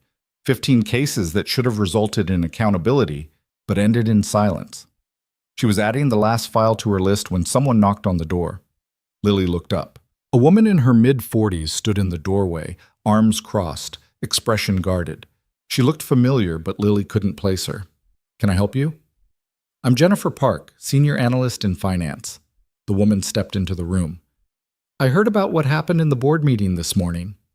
News travels fast. It does when a senior VP gets fired in front of everyone. Jennifer closed the door behind her. Is it true? That you're really going to investigate all the buried complaints? Lily studied her. Jennifer's posture was defensive, but her eyes were desperate. Yes. All of them? Even the ones from years ago? As far back as I can get records. Jennifer was quiet for a long moment. Then she reached into her bag and pulled out a folder. She set it on Lily's desk carefully, like it might explode. What is this? Lily asked. My complaint. From 4 years ago. I reported my manager for altering financial projections to make his department look better than it was. He was overstating revenue and hiding expenses so he'd hit his bonus targets. Jennifer's voice was steady, but her hands shook. I had documentation, emails, spreadsheets showing the real numbers versus what he reported. What happened?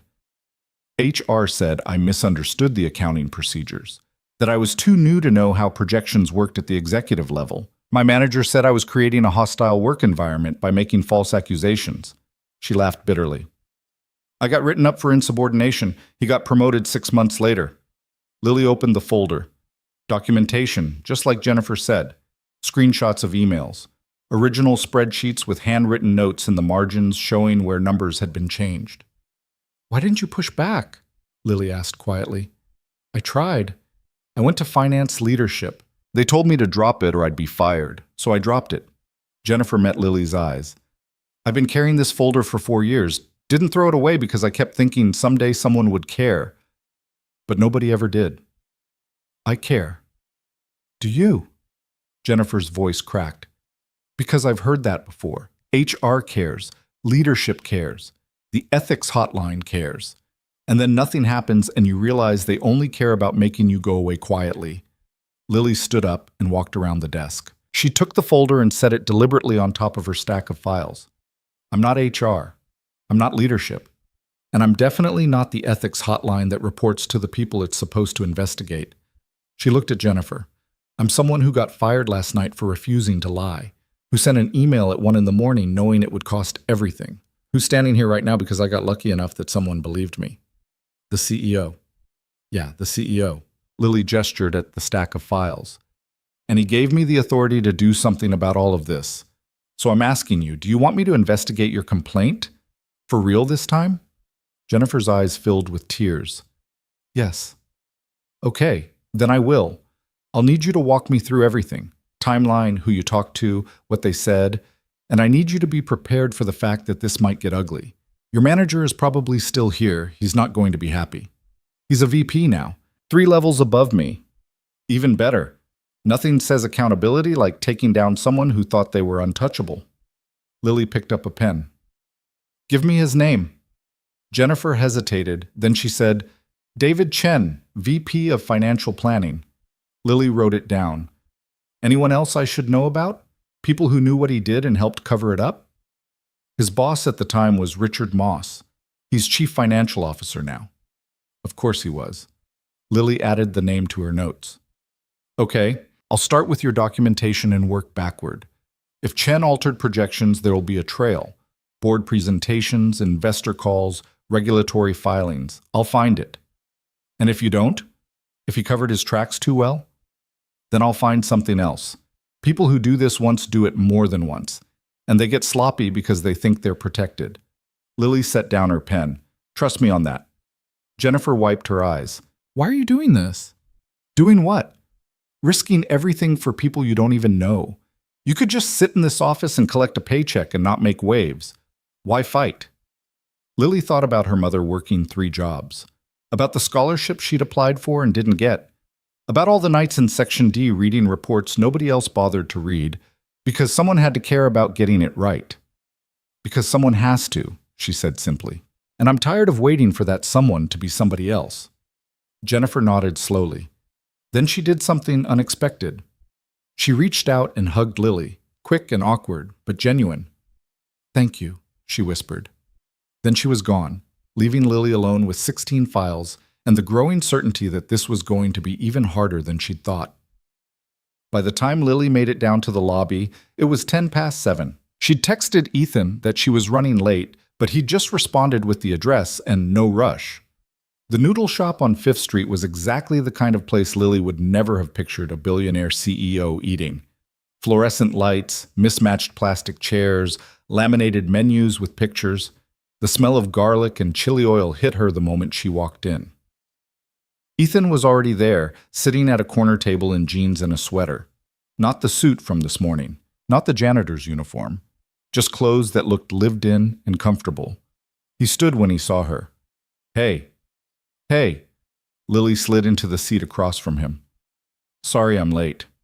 Don't be. I ordered already. Hope that's okay. They make everything fresh, so it takes a while. What'd you get? The Dan Dan noodles and the wontons in chili oil. We can share.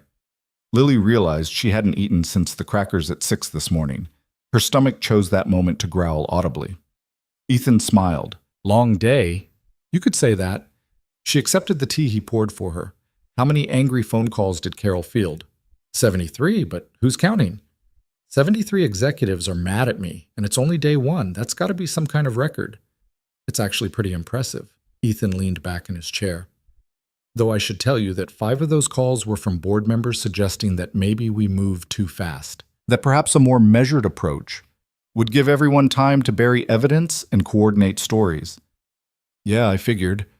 Lily wrapped her hands around the teacup. Are they going to pull my authority? Not if I have anything to say about it. But they could. Ethan was quiet for a moment. They could. If enough board members decide this is too disruptive, they could vote to restructure your position, make it advisory instead of operational, take away your investigative authority. So I'm on borrowed time. We're all on borrowed time. The question is what we do with it. He met her eyes. You rattled a lot of cages today. That's good.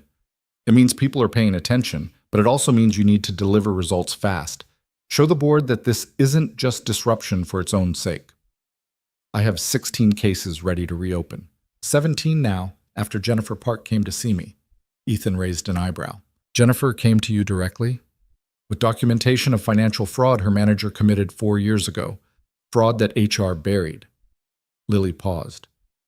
Her manager is David Chen, VP of Financial Planning. Chen reports to Richard Moss. I know. Ethan was very still. You're going after the CFO. I'm going after whoever the evidence leads to. If that's the CFO, then yeah. Lily. Ethan leaned forward. Richard Moss has been with this company for 20 years. He's on the board. He has relationships with every major investor. If you accuse him of covering up fraud, I'm not accusing him of anything yet. I'm investigating a complaint filed by an employee who had documentation and was ignored. If the investigation leads to Moss, then we deal with that. And if the board decides you're on a witch hunt, that you're targeting senior leadership to make a point, then I guess we find out if you meant what you said this morning about backing me, even if it costs you. The food arrived. Steam rising from bowls of noodles slicked with chili oil, wontons floating in their sauce. The owner set everything down with a smile and disappeared back to the kitchen. Ethan picked up his chopsticks but didn't eat. This isn't a test, Lily. I'm on your side. But I need you to understand the reality. If you go after Moss and you're wrong, they'll use it to discredit everything else you've found. I'm not wrong. How do you know? Because Jennifer Park spent 4 years carrying around documentation of fraud that nobody would investigate. Because when people cover things up, they don't just do it once. And because every single file I've read today follows the same pattern, employee reports problem, company protects the person with power. Lily picked up her own chopsticks. If Moss was Chen's boss when Chen was altering projections, and if Moss got promoted to CFO while Chen moved up too, then either Moss didn't know what was happening on his watch, or he knew and didn't care. Either way, that's a problem. Or Chen was good at hiding it. Maybe. That's why I'm investigating instead of just firing people. Lily met his eyes. You wanted someone who'd tell you when you're wrong. Someone who'd push back. This is me pushing back. You don't get to only support me when it's convenient. Ethan set down his chopsticks. That's fair. Is it? Because it feels like you're already hedging, preparing to pull back if this gets too messy. I'm not hedging. I'm trying to make sure you understand what you're walking into. I understand perfectly. I understand that people with power protect each other. That the system is designed to make sure people like me don't threaten people like you. That the second I become too inconvenient, I'll be managed out just like everyone else. Lily's voice was rising, and she didn't care. What I need to know is whether you're actually different or whether you're just better at pretending. The table next to them glanced over. Lily lowered her voice. This morning you said you needed me to tell you the truth, even if it costs you. But I don't think you actually considered what that cost might be. Because going after Moss means going after someone you've worked with for 2 decades. Someone who probably helped build this company. Someone you might actually like. I do like him, Ethan said quietly. He's a good CFO. And if he's also someone who covered up fraud? Ethan picked up his teacup, drank, set it down. Then he's not the person I thought he was. Are you? The question hung between them. Ethan looked at her for a long moment. Then he said, I don't know yet. Ask me again when this is over. It wasn't the answer Lily wanted, but it was honest. They ate in silence for a while. The noodles were good. Exactly the kind of cheap, perfect meal that reminded Lily why she'd loved this neighborhood. The kind of place where you could sit for hours and nobody would rush you. How's Emma? Lily asked finally. Ethan's expression shifted, softened. She's good. With her mom this week, but I talked to her this morning before school. Did you tell her you did something good yesterday? I told her I tried. He smiled slightly.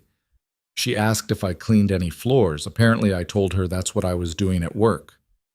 Not technically a lie. No, just extremely misleading. He set down his chopsticks. I've been thinking about that, about how much I kept from her, from everyone. Why did you do it, really? Ethan was quiet, turning his teacup in slow circles.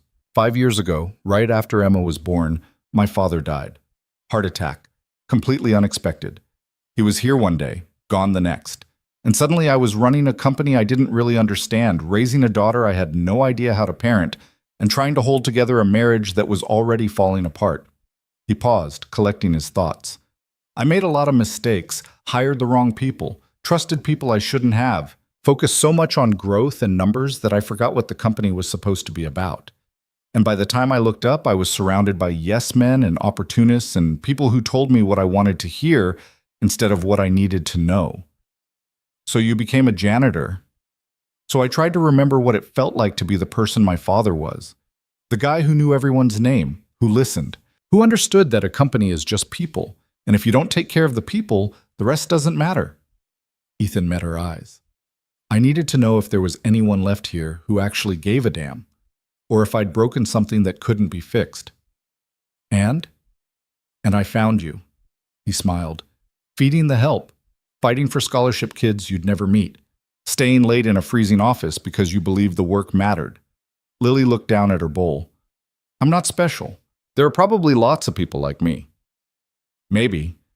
But you're the one who sent the email. You're the one who refused to recant. You're the one sitting here now, planning to go after a CFO on your first day, knowing it might destroy you. He leaned forward. That's not common, Lily. That's rare. Or stupid. Sometimes those are the same thing. He reached across the table, stopped just short of touching her hand. I'm not going to pull back. Even if it gets messy. Even if Moss is involved. I meant what I said this morning. Prove it. How? Lily pulled out her phone and opened the folder of screenshots she'd been collecting. These are the texts I got today. 23 messages from people in the company. Some are crude, some are threatening. All of them are trying to intimidate me into backing off. She slid the phone across the table. Ethan scrolled through them, his expression darkening with each message. These came from company phones. Some of them. Others from personal numbers. But they all knew details about the board meeting that weren't public. Someone's been talking. I'll have IT trace every one of these. Anyone using company resources to harass you is fired immediately. And the ones who used personal phones, investigated, disciplined, put on notice that retaliation won't be tolerated. He handed back her phone.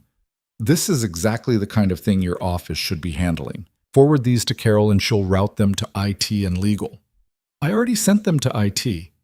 Good. He paused. Are you okay? Some of these are pretty threatening.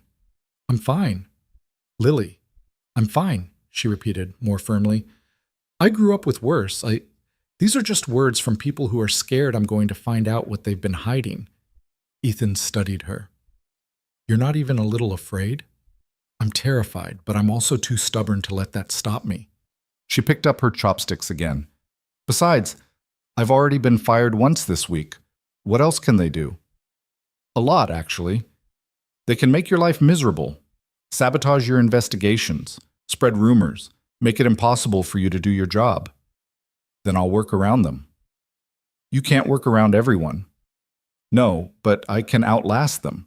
They'll get tired of fighting eventually, or they'll make a mistake, and when they do, I'll have them. Lily met his eyes. That's the thing about people who've always had power. They're not used to someone saying no and meaning it. Ethan smiled. Actually smiled, not the careful corporate version. You know what I think? What? I think you're going to be really good at this job. Or really bad. Same thing, probably. They finished eating, the conversation shifting to safer topics. Emma's favorite bedtime story. The broken heater in Lily's apartment. Ethan offered to have it fixed, and she declined, said she'd already called the landlord again, and threatened legal action. The neighborhood where the noodle shop was, which Ethan admitted he'd discovered during one of his late-night walks when he couldn't sleep. By the time they left, it was after 9. The street was quiet, cold enough that their breath fogged in the air. Can I give you a ride home, Bull? Ethan asked. I can take the bus. Lily, it's late and you've had a long day. Let me give you a ride. She hesitated, then nodded. Okay. The car was the same black sedan from this morning. Ethan opened the door for her and she slid into the back seat, feeling strange about being driven by someone whose company she'd just shared dinner with. Ethan got in next to her instead of sitting in front. The driver pulled away from the curb smoothly. Thank you for tonight, Lily said quietly. For being honest. Thank you for calling me out when I wasn't. He looked at her. I'm going to mess this up sometimes. The balance between being your boss and being your friend, between supporting you and managing the board, between wanting to protect you and knowing you don't need protection. I might need protection. No, you need backup. There's a difference. Lily leaned her head against the window, watching the city slide past. What happens tomorrow? Tomorrow you keep investigating. I keep running interference with the board, and we both try not to burn the whole thing down in the process. What if burning it down is the only way to fix it? Ethan was quiet. Then he said, Then I guess we better have a good fire extinguisher. The car pulled up in front of Lily's building. The streetlight was out again.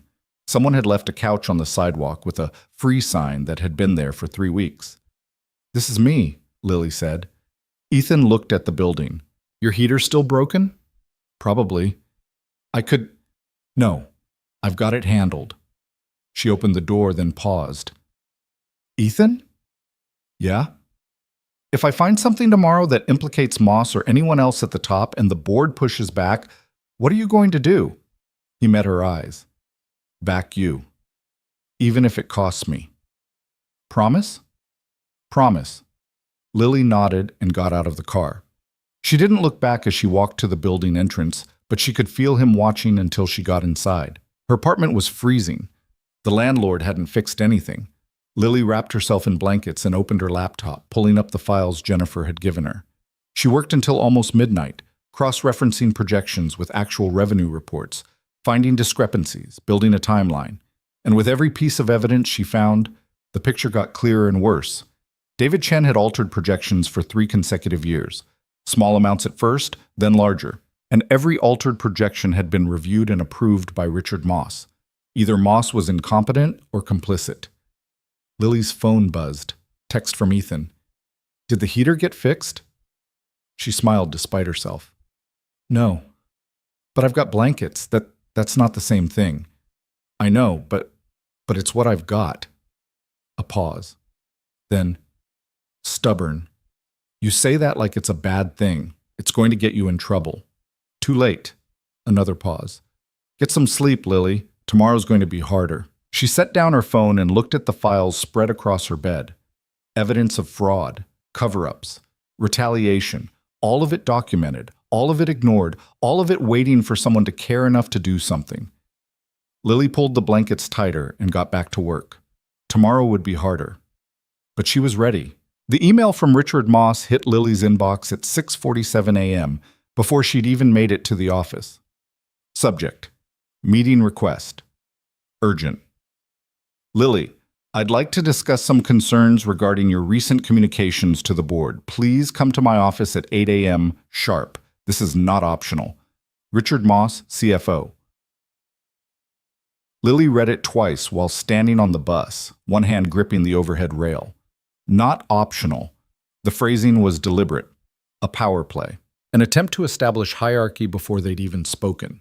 She forwarded it to Ethan without comment and watched the 3 dots appear almost immediately.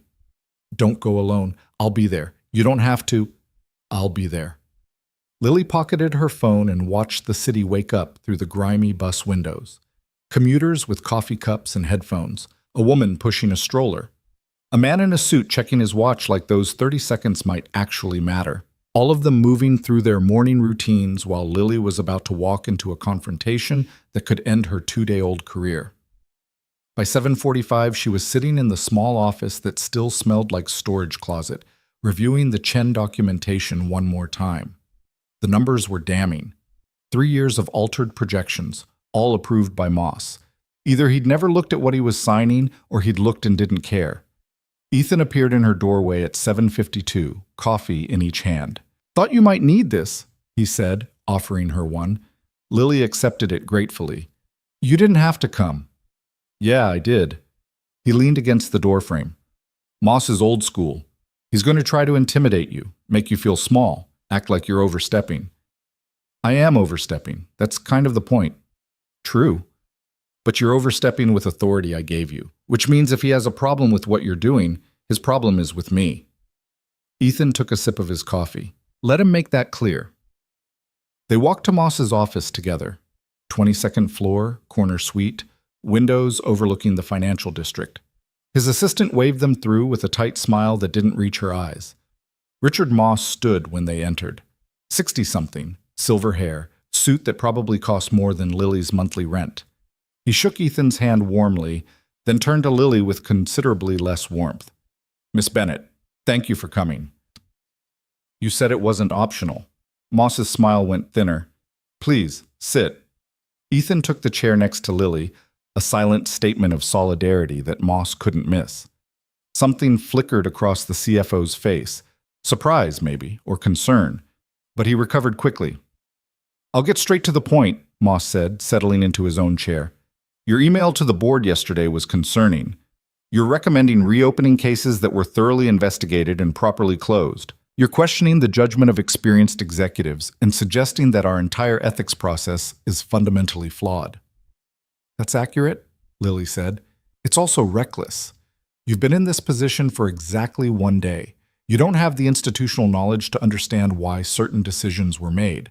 You're operating from incomplete information and drawing conclusions that could damage this company's reputation. The incomplete investigations damage the company's reputation. I'm just documenting it. Moss's jaw tightened. The investigations were complete. They followed standard protocol. Standard protocol that allowed supervisors to investigate their own subordinates, that prioritized protecting executives over protecting employees, that closed cases without interviewing witnesses or reviewing evidence. Lily kept her voice level.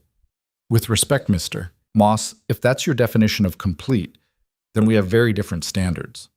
My definition of complete is based on 30 years of experience in corporate governance. Then maybe it's time for a new definition. The room went very quiet. Moss looked at Ethan. Are you going to let her speak to me like this? I'm going to let her do her job, Ethan replied calmly, which includes questioning processes that aren't working. If you have concerns about her methods, we can discuss those. But she's not required to defer to seniority when presenting evidence. Evidence! Moss said the word like it tasted bad. She's been here 1 day and she's already convinced she's found widespread corruption. I found 17 cases where employees reported misconduct and were either ignored or retaliated against, Lily interrupted. 17 cases where the investigations were handled by people with direct conflicts of interest. That's not a conclusion. That's math. Cases from different departments, different managers, different circumstances. Moss leaned forward. You're trying to create a pattern where there isn't one. Am I? Lily pulled out a folder. Because I found something interesting when I looked at the timeline. 14 of those 17 cases involved employees reporting problems with people above them. And in every single case, the person doing the reporting either resigned, was transferred, or was fired within 6 months. That's coincidence. All 14? That's not coincidence, that's retaliation. Lily opened the folder and slid a spreadsheet across the desk. I mapped it out. Complaint filed, investigation opened, investigation closed with no finding, employee gone. Over and over. For 3 years. Moss picked up the spreadsheet, his expression hardening as he scanned it. And here's the really interesting part, Lily continued. 10 of those 14 cases were investigated by HR personnel who reported directly to the executives being accused. 3 were investigated by legal, which gets bonuses based on how few settlements the company pays out. 1 was investigated by you. Moss set down the spreadsheet very carefully. Excuse me? Jennifer Park, 4 years ago. She reported that David Chen was altering financial projections. Chen reported to you at the time. You personally reviewed her complaint and determined it was unfounded. I reviewed the documentation she provided and found no evidence of intentional wrongdoing. You found reconciliation errors. That's what you called them in your report. Small accounting mistakes, easily explained. Lily pulled out another document. But I pulled the original projections Chen submitted and compared them to the actual revenue reports. The discrepancies weren't small and they weren't random. They consistently overstated performance by 5 to 8%. Just enough to hit bonus targets, just small enough to avoid triggering automatic audits. Moss's face had gone very still. You're accusing David Chen of fraud.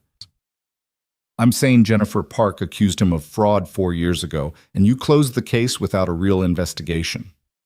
I absolutely conducted a real investigation. You interviewed Chen and his immediate supervisor. You didn't talk to Jennifer's witnesses. You didn't pull the source data.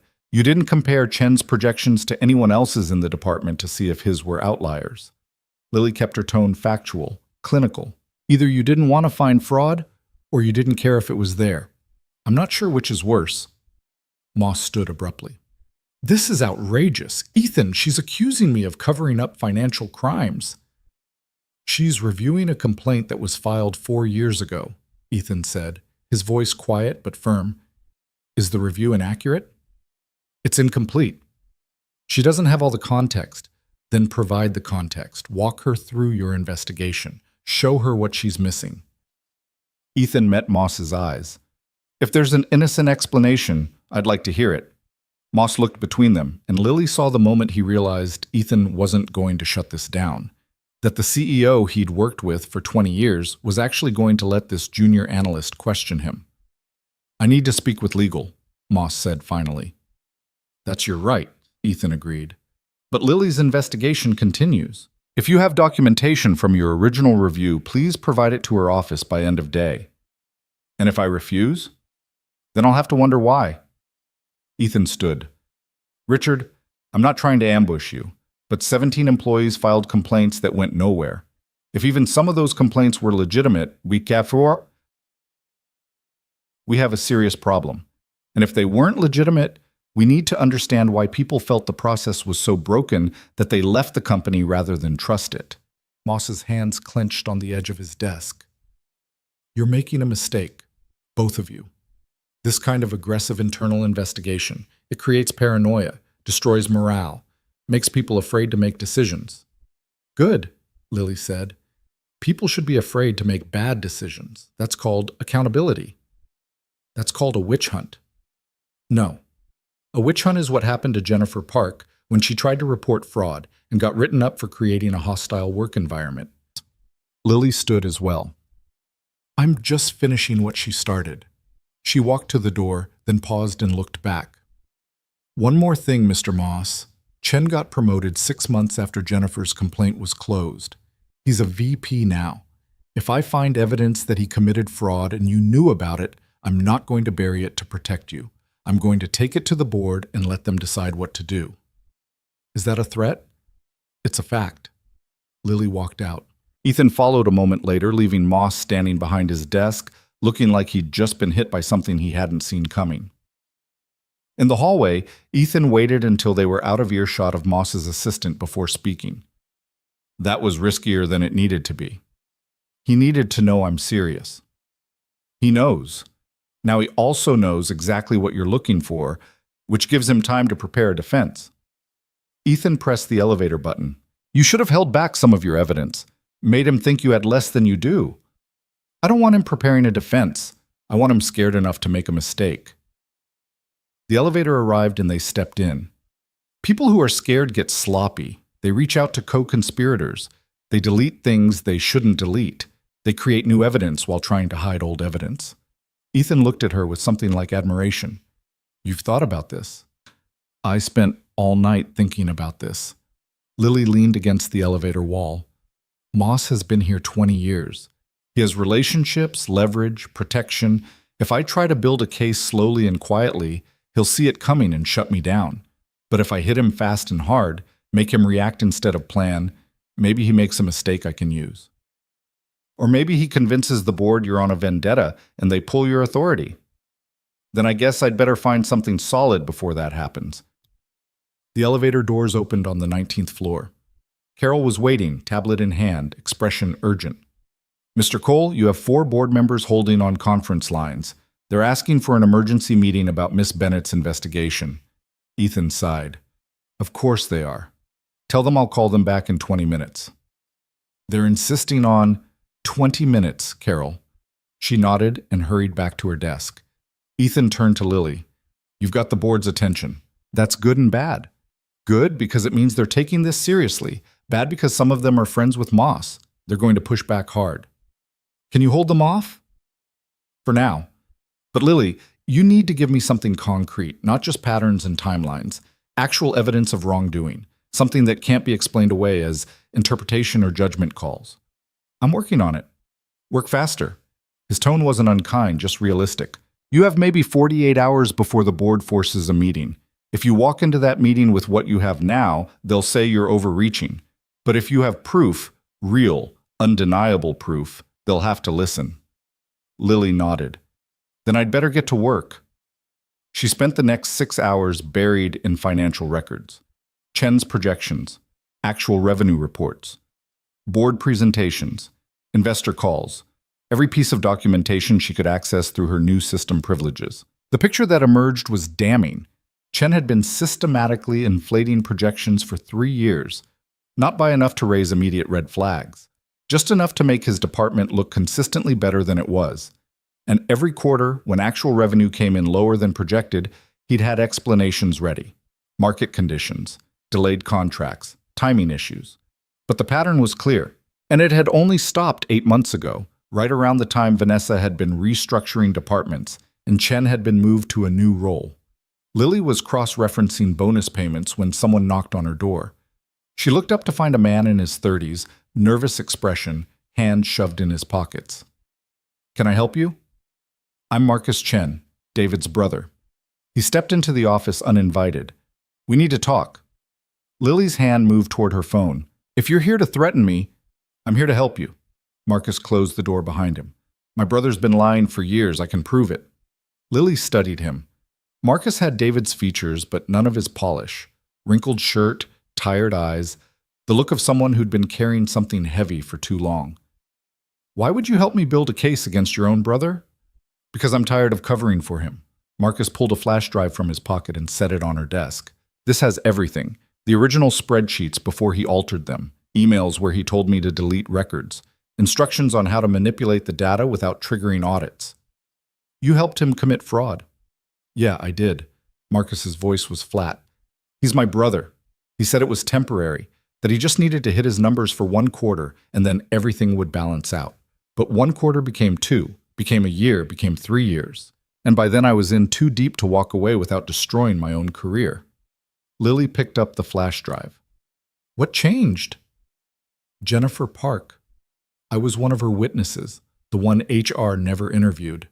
Marcus sat down heavily in the chair across from her desk.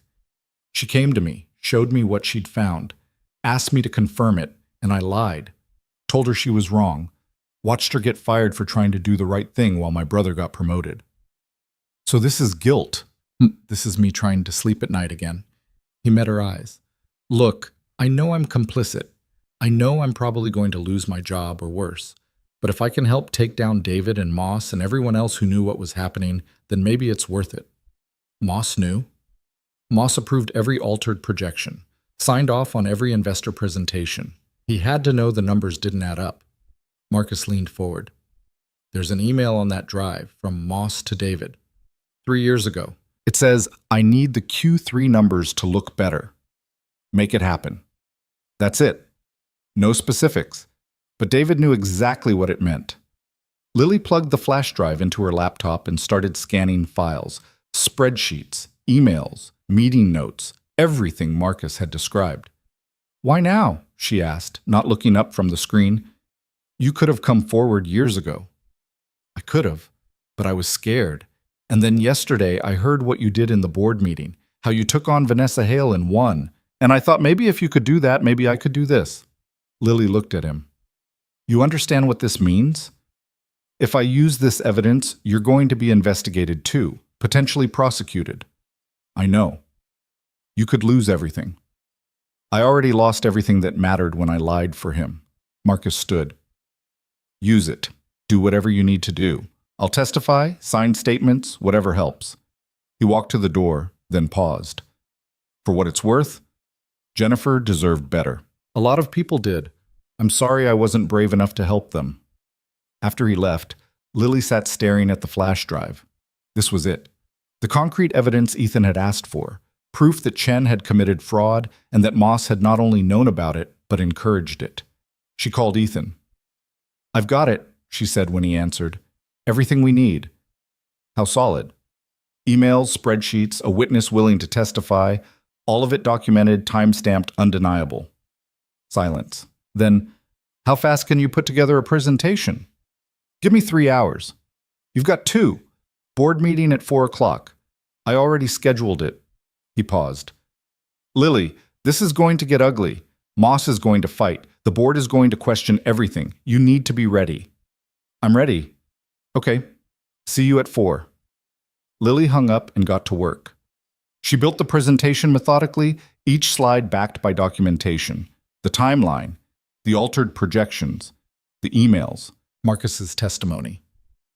All of it leading inexorably to the same conclusion. David Chen had committed fraud, Richard Moss had enabled it, and the company's ethics process had failed completely. By 3:45, she was standing outside the boardroom with a printed copy of her presentation and her laptop ready. Her hands were steady. Her breathing was calm. She'd done everything she could. Ethan arrived at 3:50, Carol trailing behind him. "Board's already inside," he said. "Moss is in there too. He asked to be present for your presentation." "Good. Let him watch." Ethan smiled slightly. "You're not nervous at all, are you?" "I'm terrified, but I've been terrified before." Lily met his eyes. "This is just another email at 1:17 in the morning, another choice to tell the truth even when it costs everything. Except this time you're not alone." "No, this time I'm not." They walked in together. The board was arranged around the same table as before. 12 faces, most of them skeptical. Moss sat near the middle, expression carefully neutral. Ethan took his seat at the head of the table. Lily stood at the presentation screen. "Thank you all for coming on short notice," Ethan began. "Miss Bennett has completed her initial review of the ethics complaints I asked her to investigate. Her findings are significant. I'll let her present them." Lily pulled up the first slide. Timeline of complaints. 17 employees filed ethics complaints in the past 3 years. 14 of those employees left the company within 6 months. All 17 cases were closed with findings of no wrongdoing. This suggested either we have perfect ethics compliance or our investigation process is broken. Next slide. Investigation methodology. I reviewed each case individually. I found that in every instance, investigations were conducted by personnel with direct or indirect conflicts of interest. Supervisors investigating subordinates. HR representatives whose bonuses depend on avoiding settlements. And in one case, an executive investigating a complaint against someone who reported to him. She looked directly at Moss. He didn't flinch. Next slide. The Chen case. 4 years ago, Jennifer Park reported that David Chen was altering financial projections to inflate his department's performance. She provided documentation. She named witnesses. The investigation was handled by Richard Moss, who was Chen's supervisor at the time. Murmurs around the table. One board member, the woman who'd spoken up at the last meeting, leaned forward. "And what did Mr. Moss's investigation find?" "Reconciliation errors. Small mistakes easily explained. No evidence of intentional wrongdoing." Lily clicked to the next slide. "But I pulled the original source data. These are Chen's projections compared to actual revenue for 3 years. But the graph showed it clearly. Projections consistently 5 to 8% higher than actuals, quarter after quarter, year after year. This isn't reconciliation error. This is systematic inflation designed to hit bonus targets." "That's your interpretation," Moss said, his voice tight. "There are legitimate reasons why projections might not match actuals." "There are, but not in a pattern this consistent." Lily clicked again. "And then I found this." Email on screen. From Moss to Chen. 3 years ago. "I need the Q3 numbers to look better. Make it happen." The room went very quiet. That email was sent 2 weeks before Chen submitted the Q3 projections that were inflated by 7%, Lily said. "And it was sent from your official company email, Mr. Moss. No encryption, no privacy settings, just a clear instruction to manipulate the numbers." Moss stood. "That email is being taken completely out of context." "Then provide the context," Lily said. "Tell us what you meant by make it happen." "I meant make sure the projections were accurate, that they reflected realistic growth targets. Based on what data? Because the actual performance that quarter was nowhere near Chen's projections. So either you asked him to project accurately and he ignored you, which means you failed to supervise him, or you asked him to make the numbers look better regardless of accuracy, which means you directed him to commit fraud." The gray-suited board member spoke up. "Mr. Moss, is there documentation of your supervision after this email? Any follow-up asking Chen to verify his projections or explain his methodology?" Moss sat down slowly. "I trusted my team to do their jobs." "That's not an answer," the man said. "I trusted them," Moss repeated, but his voice had lost its certainty. Lily clicked to the next slide. Marcus's testimony. "Yesterday I was approached by Marcus Chen, David's brother. Marcus worked in David's department and helped him alter the projections. He's provided testimony and evidence documenting the fraud. He's also provided this." Another email. This one from David to Marcus. Moss wants better numbers for the board presentation. You know what to do. Delete this after. Marcus didn't delete it, Lily said quietly. He kept it for 3 years, hoping someone would eventually care enough to investigate. Jennifer Park cared. She was fired. I care, and I'm not going to stop until everyone responsible is held accountable. She looked around the table. This isn't about interpretation or judgment calls. This is about fraud. Systematic, documented, enabled by an executive who was supposed to prevent it. And when an employee tried to expose it, she was silenced, and the person she reported got promoted. The board members were talking among themselves now. Moss sat very still, his face pale. The woman board member stood.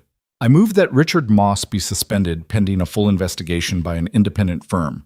All authority transferred to interim CFO immediately. Second, said the gray-suited man. All in favor? Ethan asked. 10 hands went up.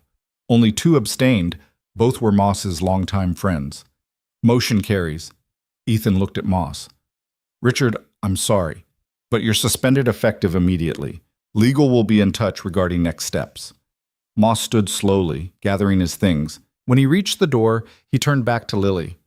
You just destroyed a 20-year career based on speculation and the testimony of someone who admitted to committing crimes. No, Lily said. You destroyed your career when you told David Chen to make the numbers look better and then covered for him when he did. I just documented it. After Moss left, the board continued for another hour, discussing next steps, investigation protocols, damage control. Lily answered their questions mechanically, her mind still processing what had just happened. She'd done it. Taken down a CFO. Exposed fraud that had been hidden for years. Proven that the system could work if someone was willing to push hard enough. But she'd also made enemies.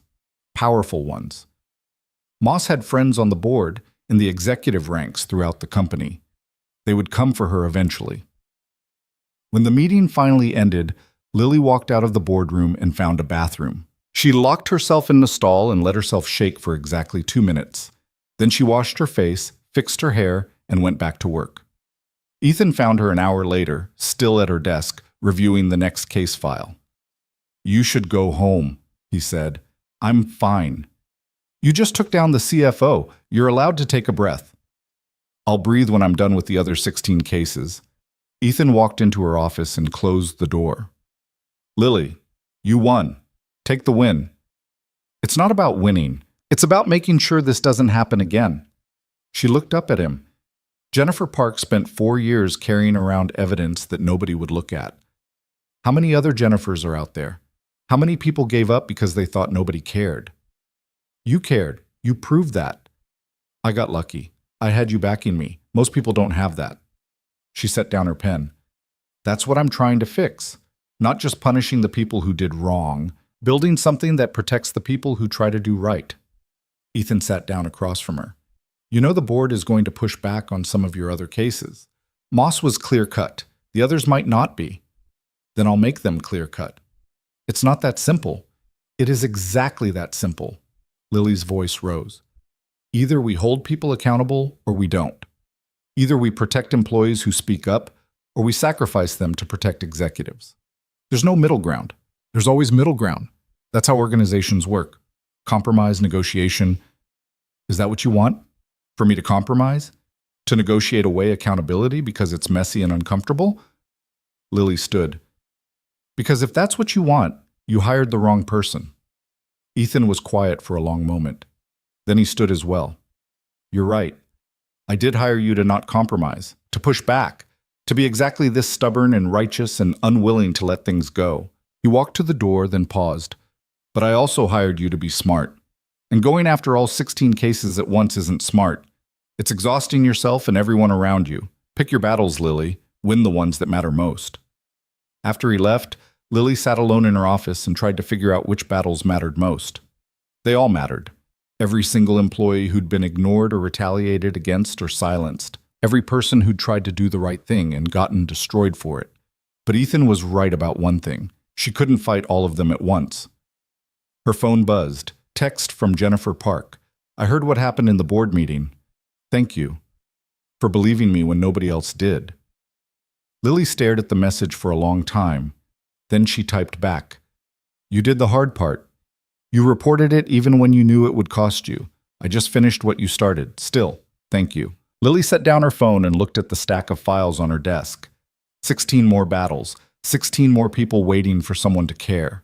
She picked up the next file and got back to work. 3 weeks later, Lily's apartment heater finally worked. The landlord had fixed it without explanation, without her threatening legal action again, without the usual runaround.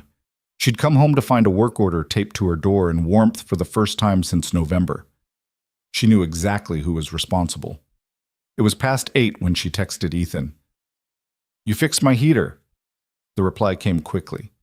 "I don't know what you're talking about." Ethan, "Your landlord suddenly developed a conscience. These things happen. You paid him off. I made a persuasive argument about tenant rights and building codes." Very persuasive. Lily smiled despite herself, sitting on her couch in the warmth she'd stopped believing would come. Her laptop was open, another case file spread across the coffee table. The 10th one she'd reopened. 7 more to go after this. The scholarship fund had been restored 2 weeks ago. Press release went out yesterday. Formal apology to every student who'd been rejected under the altered criteria. 53 kids were getting letters this week telling them they'd been approved retroactively. Funding available immediately.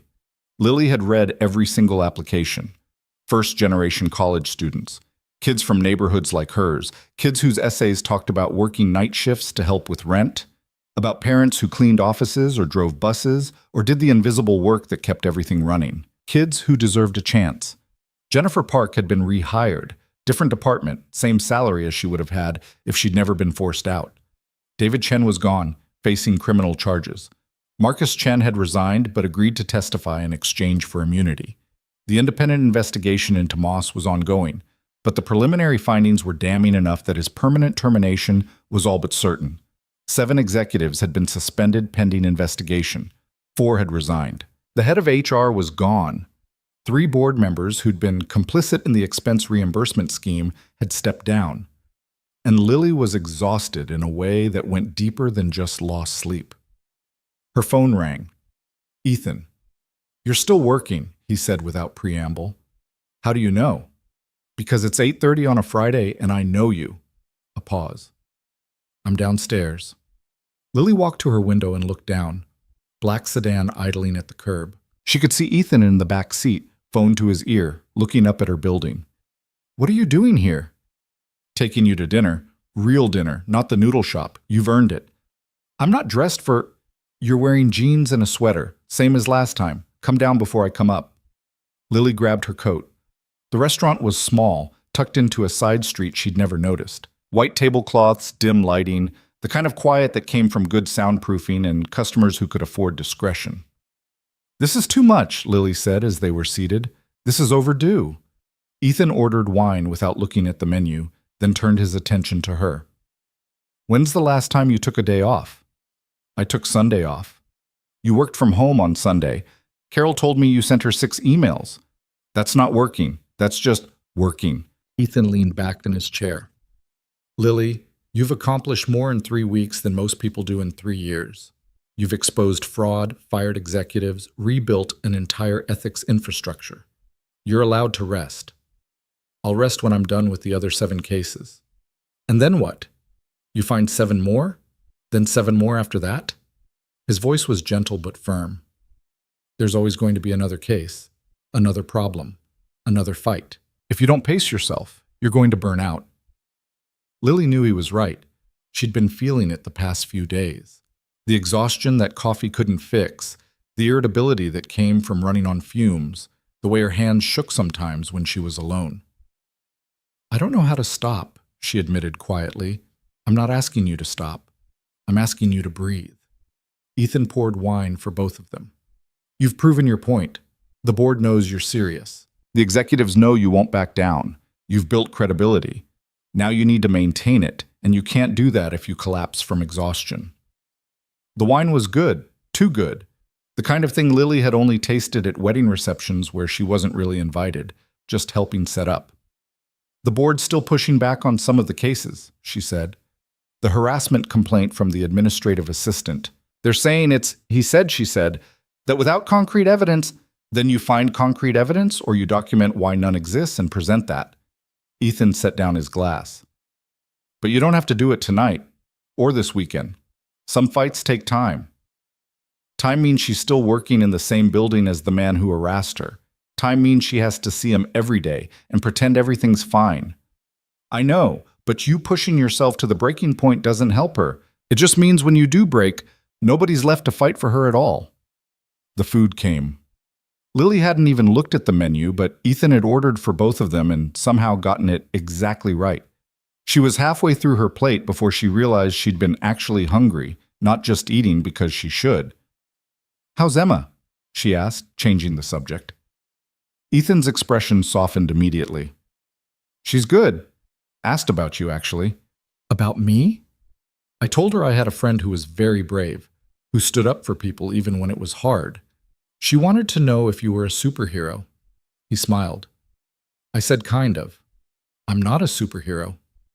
You fired my CFO. That's pretty super to a 5-year-old. He paused. She wants to meet you. Lily nearly choked on her wine. What? Emma. She wants to meet the brave friend. Ethan's tone was careful, like he was testing the waters. Obviously no pressure. I know that's weird, my kid wanting to meet my... He stopped, seemingly unsure how to finish that sentence. Your what? Lily asked. Ethan met her eyes. I don't know yet. Employee feels wrong, friend feels incomplete. Something else feels presumptuous. Presumptuous how? We're having dinner, again. I fixed your heater. I think about you more than I probably should, considering I'm technically your boss. He set down his fork. And I still don't know if you're here because you want to be or because you feel like you owe me something. Lily was quiet for a long moment. That was the question, wasn't it? The one she'd been avoiding since that first dinner at the noodle shop. You lied to me, she said finally. For 2 months, you let me think you were someone else. And I know you had your reasons. I know you were trying to understand the company, trying to find people who weren't performing for you, but it still hurt. I know. Because I told you things. About my life, about my fears, about how hard it was to trust systems that were designed to protect people like you and punish people like me. And you listened like you understood, but you didn't understand, not really, because you own the system. Ethan didn't argue, just listened. But then you backed me, Lily continued, when I sent that email, when I testified against Vanessa, when I went after Moss. You could have pulled back, could have decided I was too much trouble, and you didn't, because you were right. No, because you chose to believe I was right. There's a difference. She took a breath. So I don't know what we are either, but I'm not here because I owe you. I'm here because when you're not being the CEO, when you're just being Ethan, I actually like you. And when I am being the CEO, you're exhausting. She smiled slightly, but in a way that makes me want to be better at what I do, so I can keep up. Ethan laughed, actually laughed, not the careful corporate version. I'll take that. They finished dinner slowly, conversation drifting to safer topics, books they'd read, places they'd never traveled but wanted to. Emma's current obsession with dinosaurs and how Ethan had learned more about the Cretaceous period in the past month than he'd ever wanted to know. By the time dessert came, Lily felt something she hadn't felt in weeks. Relaxed, present, not thinking 3 steps ahead to the next case or the next fight. Thank you for this, she said quietly. For overpriced food?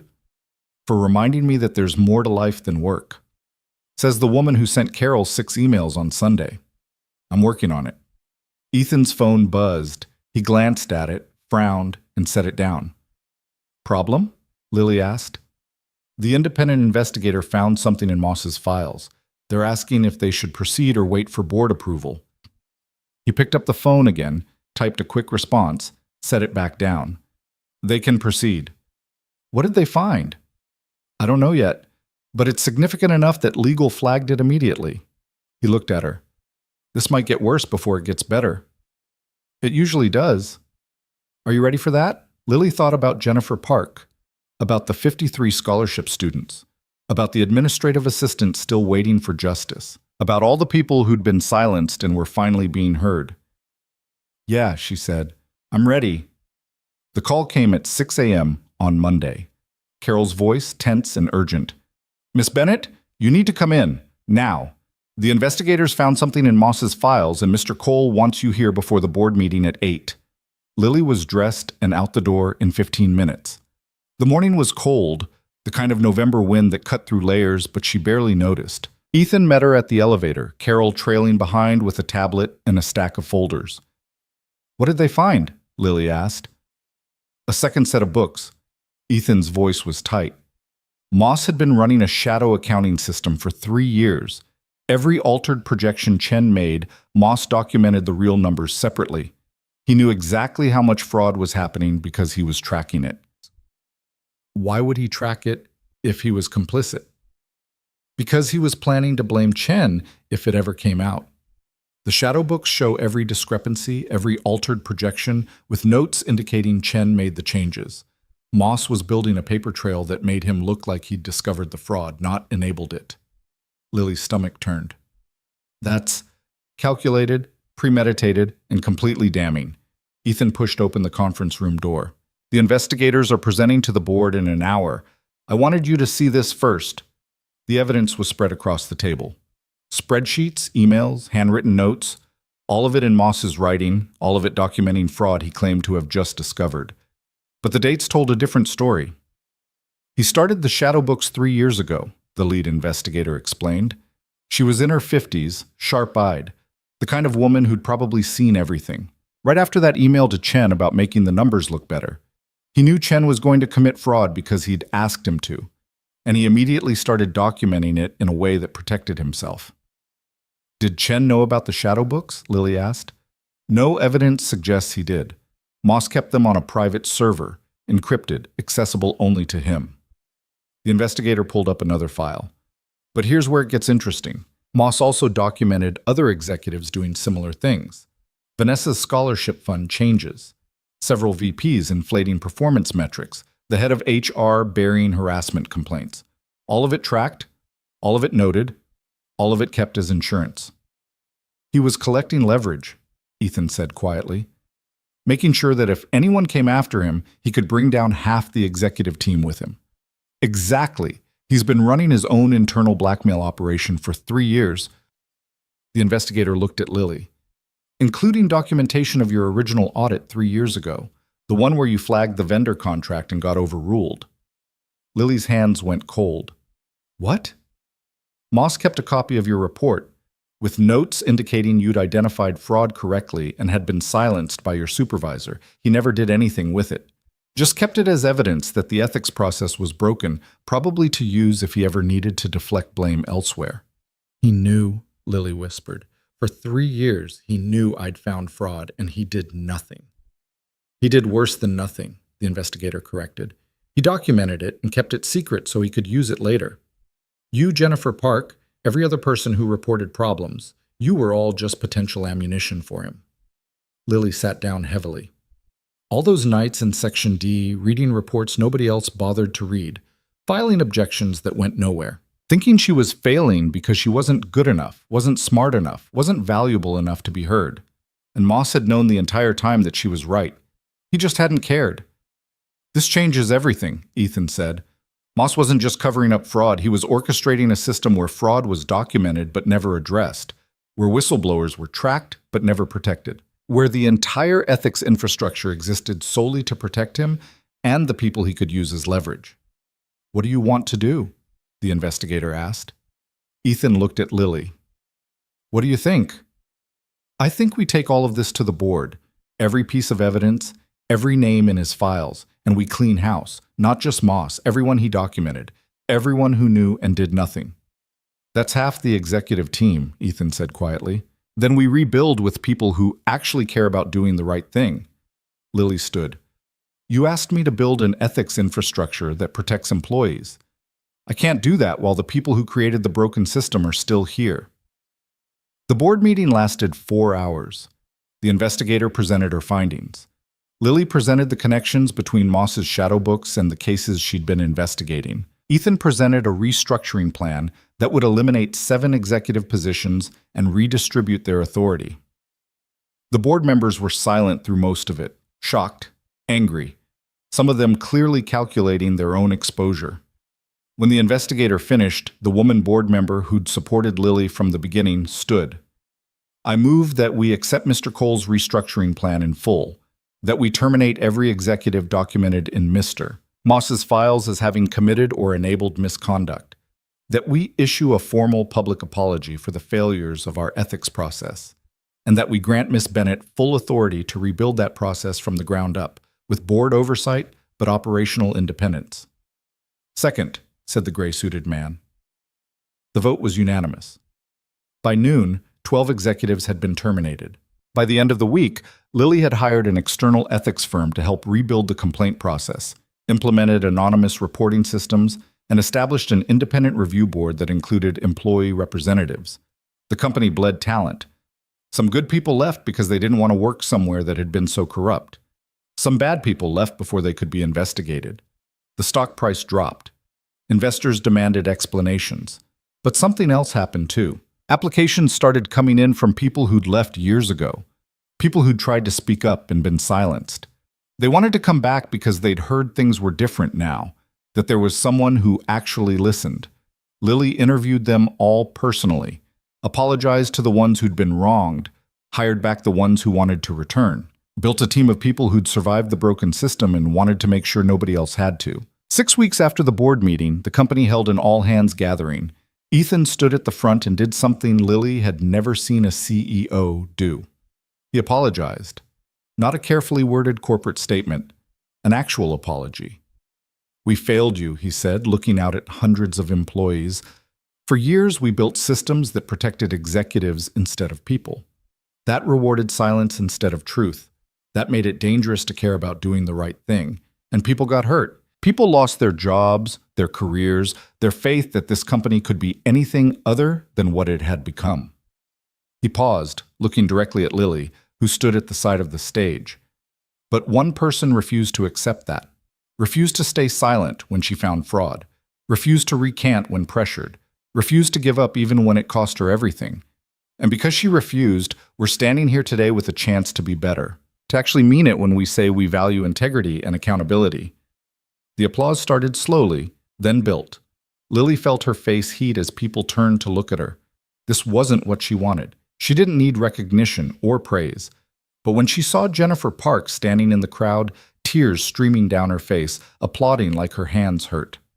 When she saw the administrative assistant who'd filed the harassment complaint, smiling for the first time since Lily had met her, when she saw all the people who'd been silenced and were finally being seen, that mattered.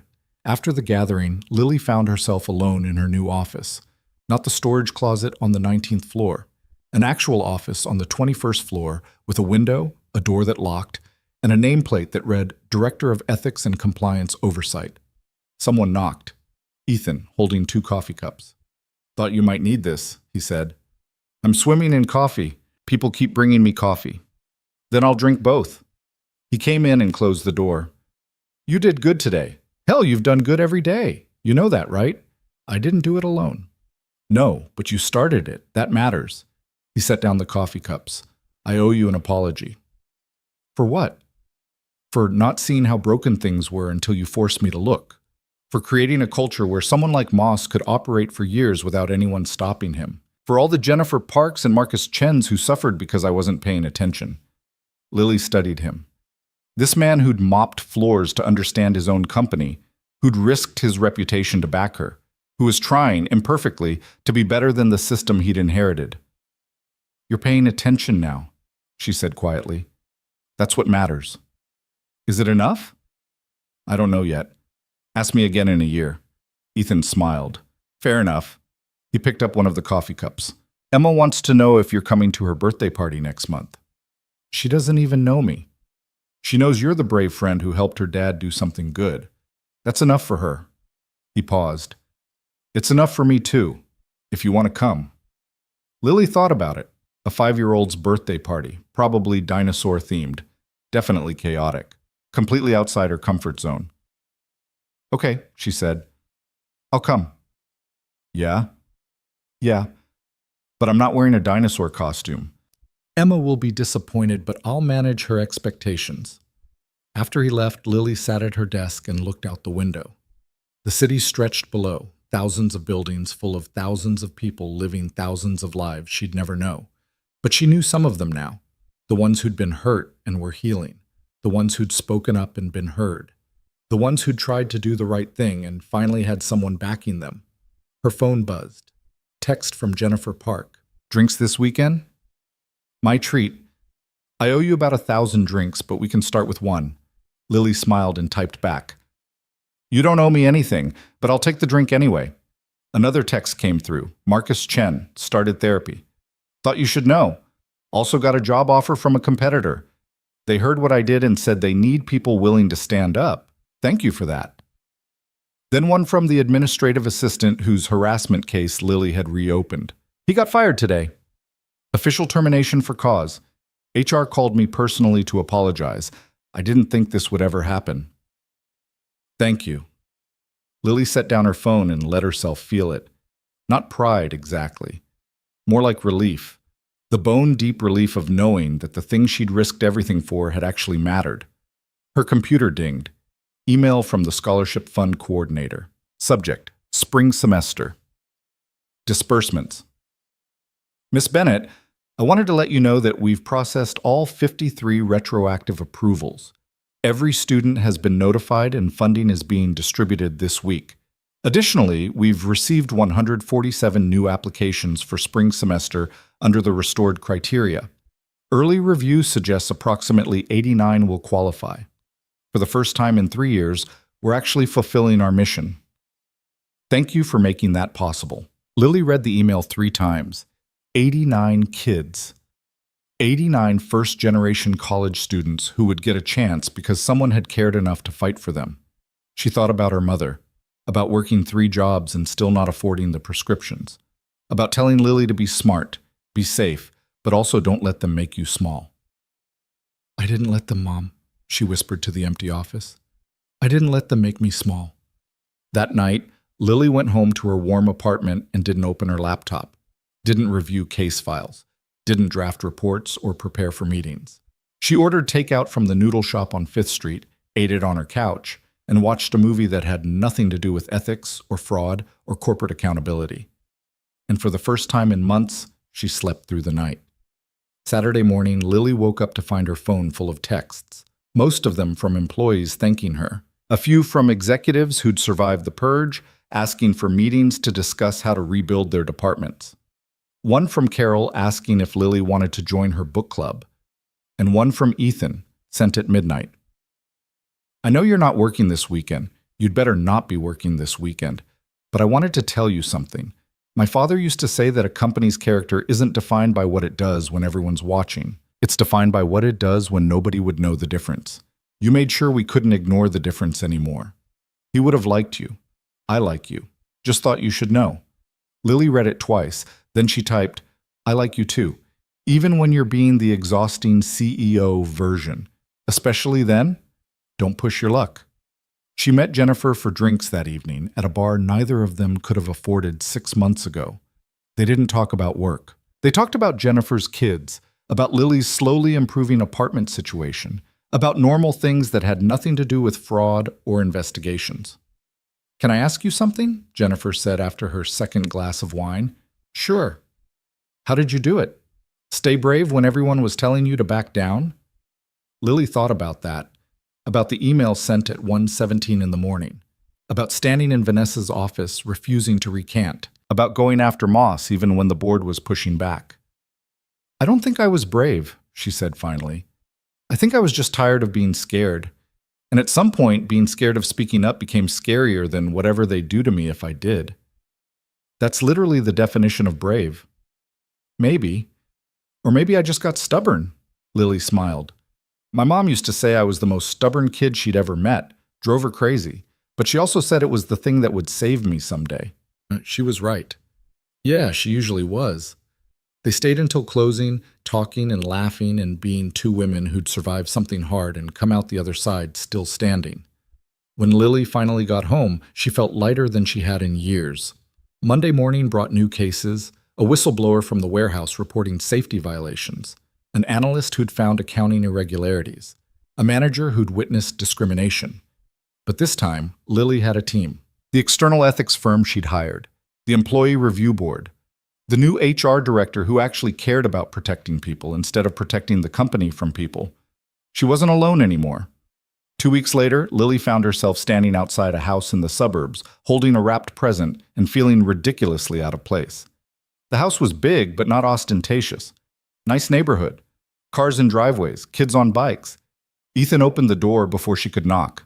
"You came," he said, smiling. "I said I would." "I know. I just wasn't sure you wouldn't get pulled into a case and cancel." "I almost did, but Carol threatened to physically drag me here, so." Emma appeared behind Ethan, wearing a dinosaur costume and a huge grin. "Are you the brave friend?" she demanded. Lily knelt down to her level. "I'm Lily, your dad's friend." "Are you brave?" "Sometimes, when I have to be." Emma studied her seriously. "Daddy says you helped him do something good, that you told the truth even when people said not to." "Yeah, I did." "That's very brave." Emma grabbed Lily's hand. "Come see my dinosaurs. I have 17.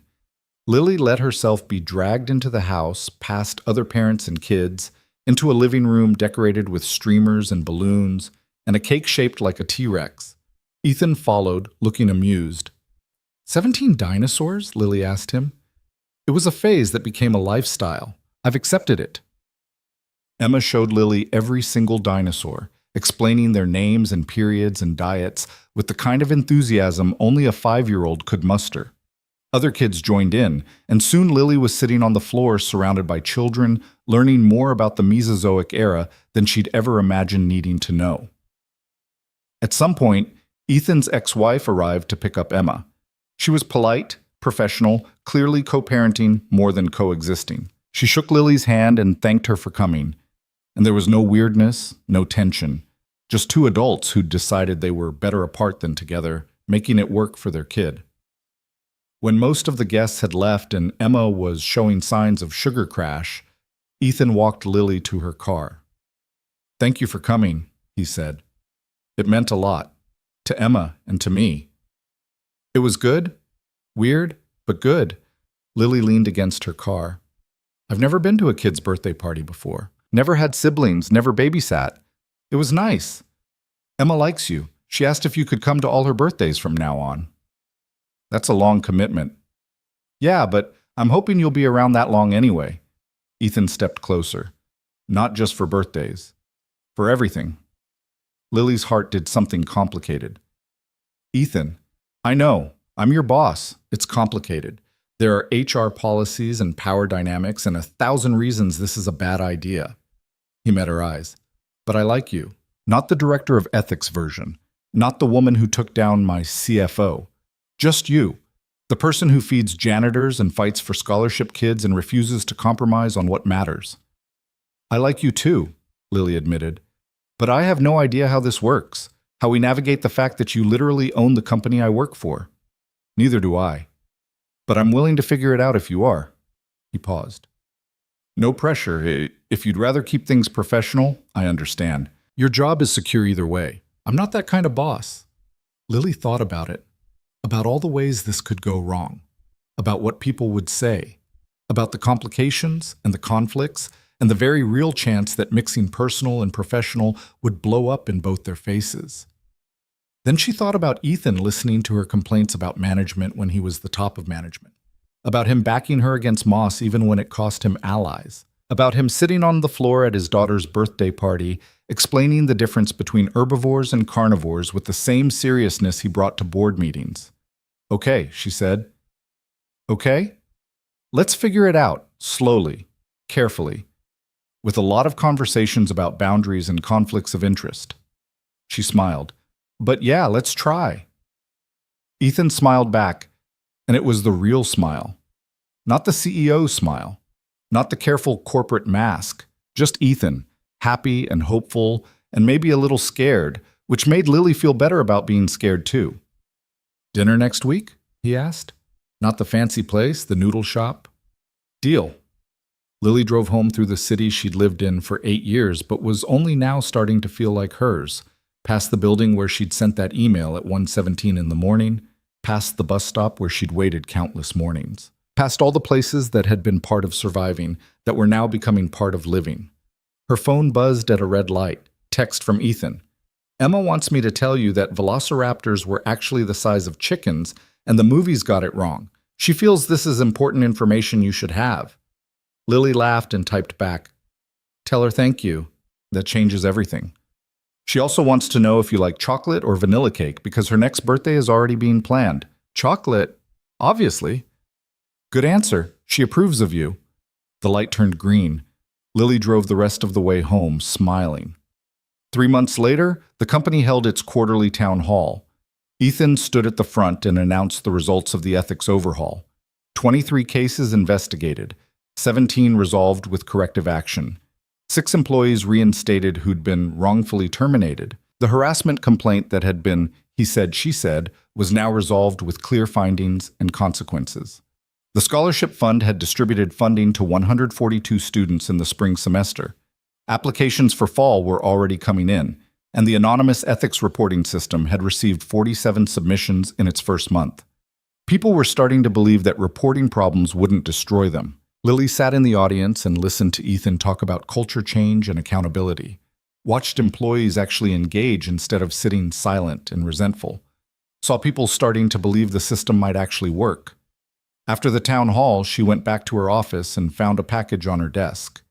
No return address, just her name. Inside was a framed photo. The old scholarship fund charter, the original one, before Vanessa had changed it. And attached to the frame was a note in Ethan's handwriting, so you never forget what you were fighting for. E. Lily hung it on her wall, right where she could see it every day. 6 months after that, Lily got a text from a number she didn't recognize. "This is Sarah Mitchell. You don't know me, but I read about what happened at your company. I work in finance and I found something wrong. My boss told me to ignore it. I don't know what to do." Lily stared at the message for a long moment. Then she typed, "Don't ignore it. Document everything. And send me what you found. I'll help you figure out the next steps." Really? You'd help me? Someone helped me when I needed it. I'm just paying it forward. The documentation came through an hour later. Lily reviewed it, recognized the patterns, and made some calls. By end of week, Sarah had connected with a lawyer. By end of month, she'd filed a formal complaint with her company's board. Lily never met Sarah in person, but she got a text 3 months later. They investigated. Found everything I reported. My boss got fired. They offered me his job. I don't know if I should take it. Lily smiled and typed back, "Take it. Then build something better than what was there before." That's how we change things. One person at a time.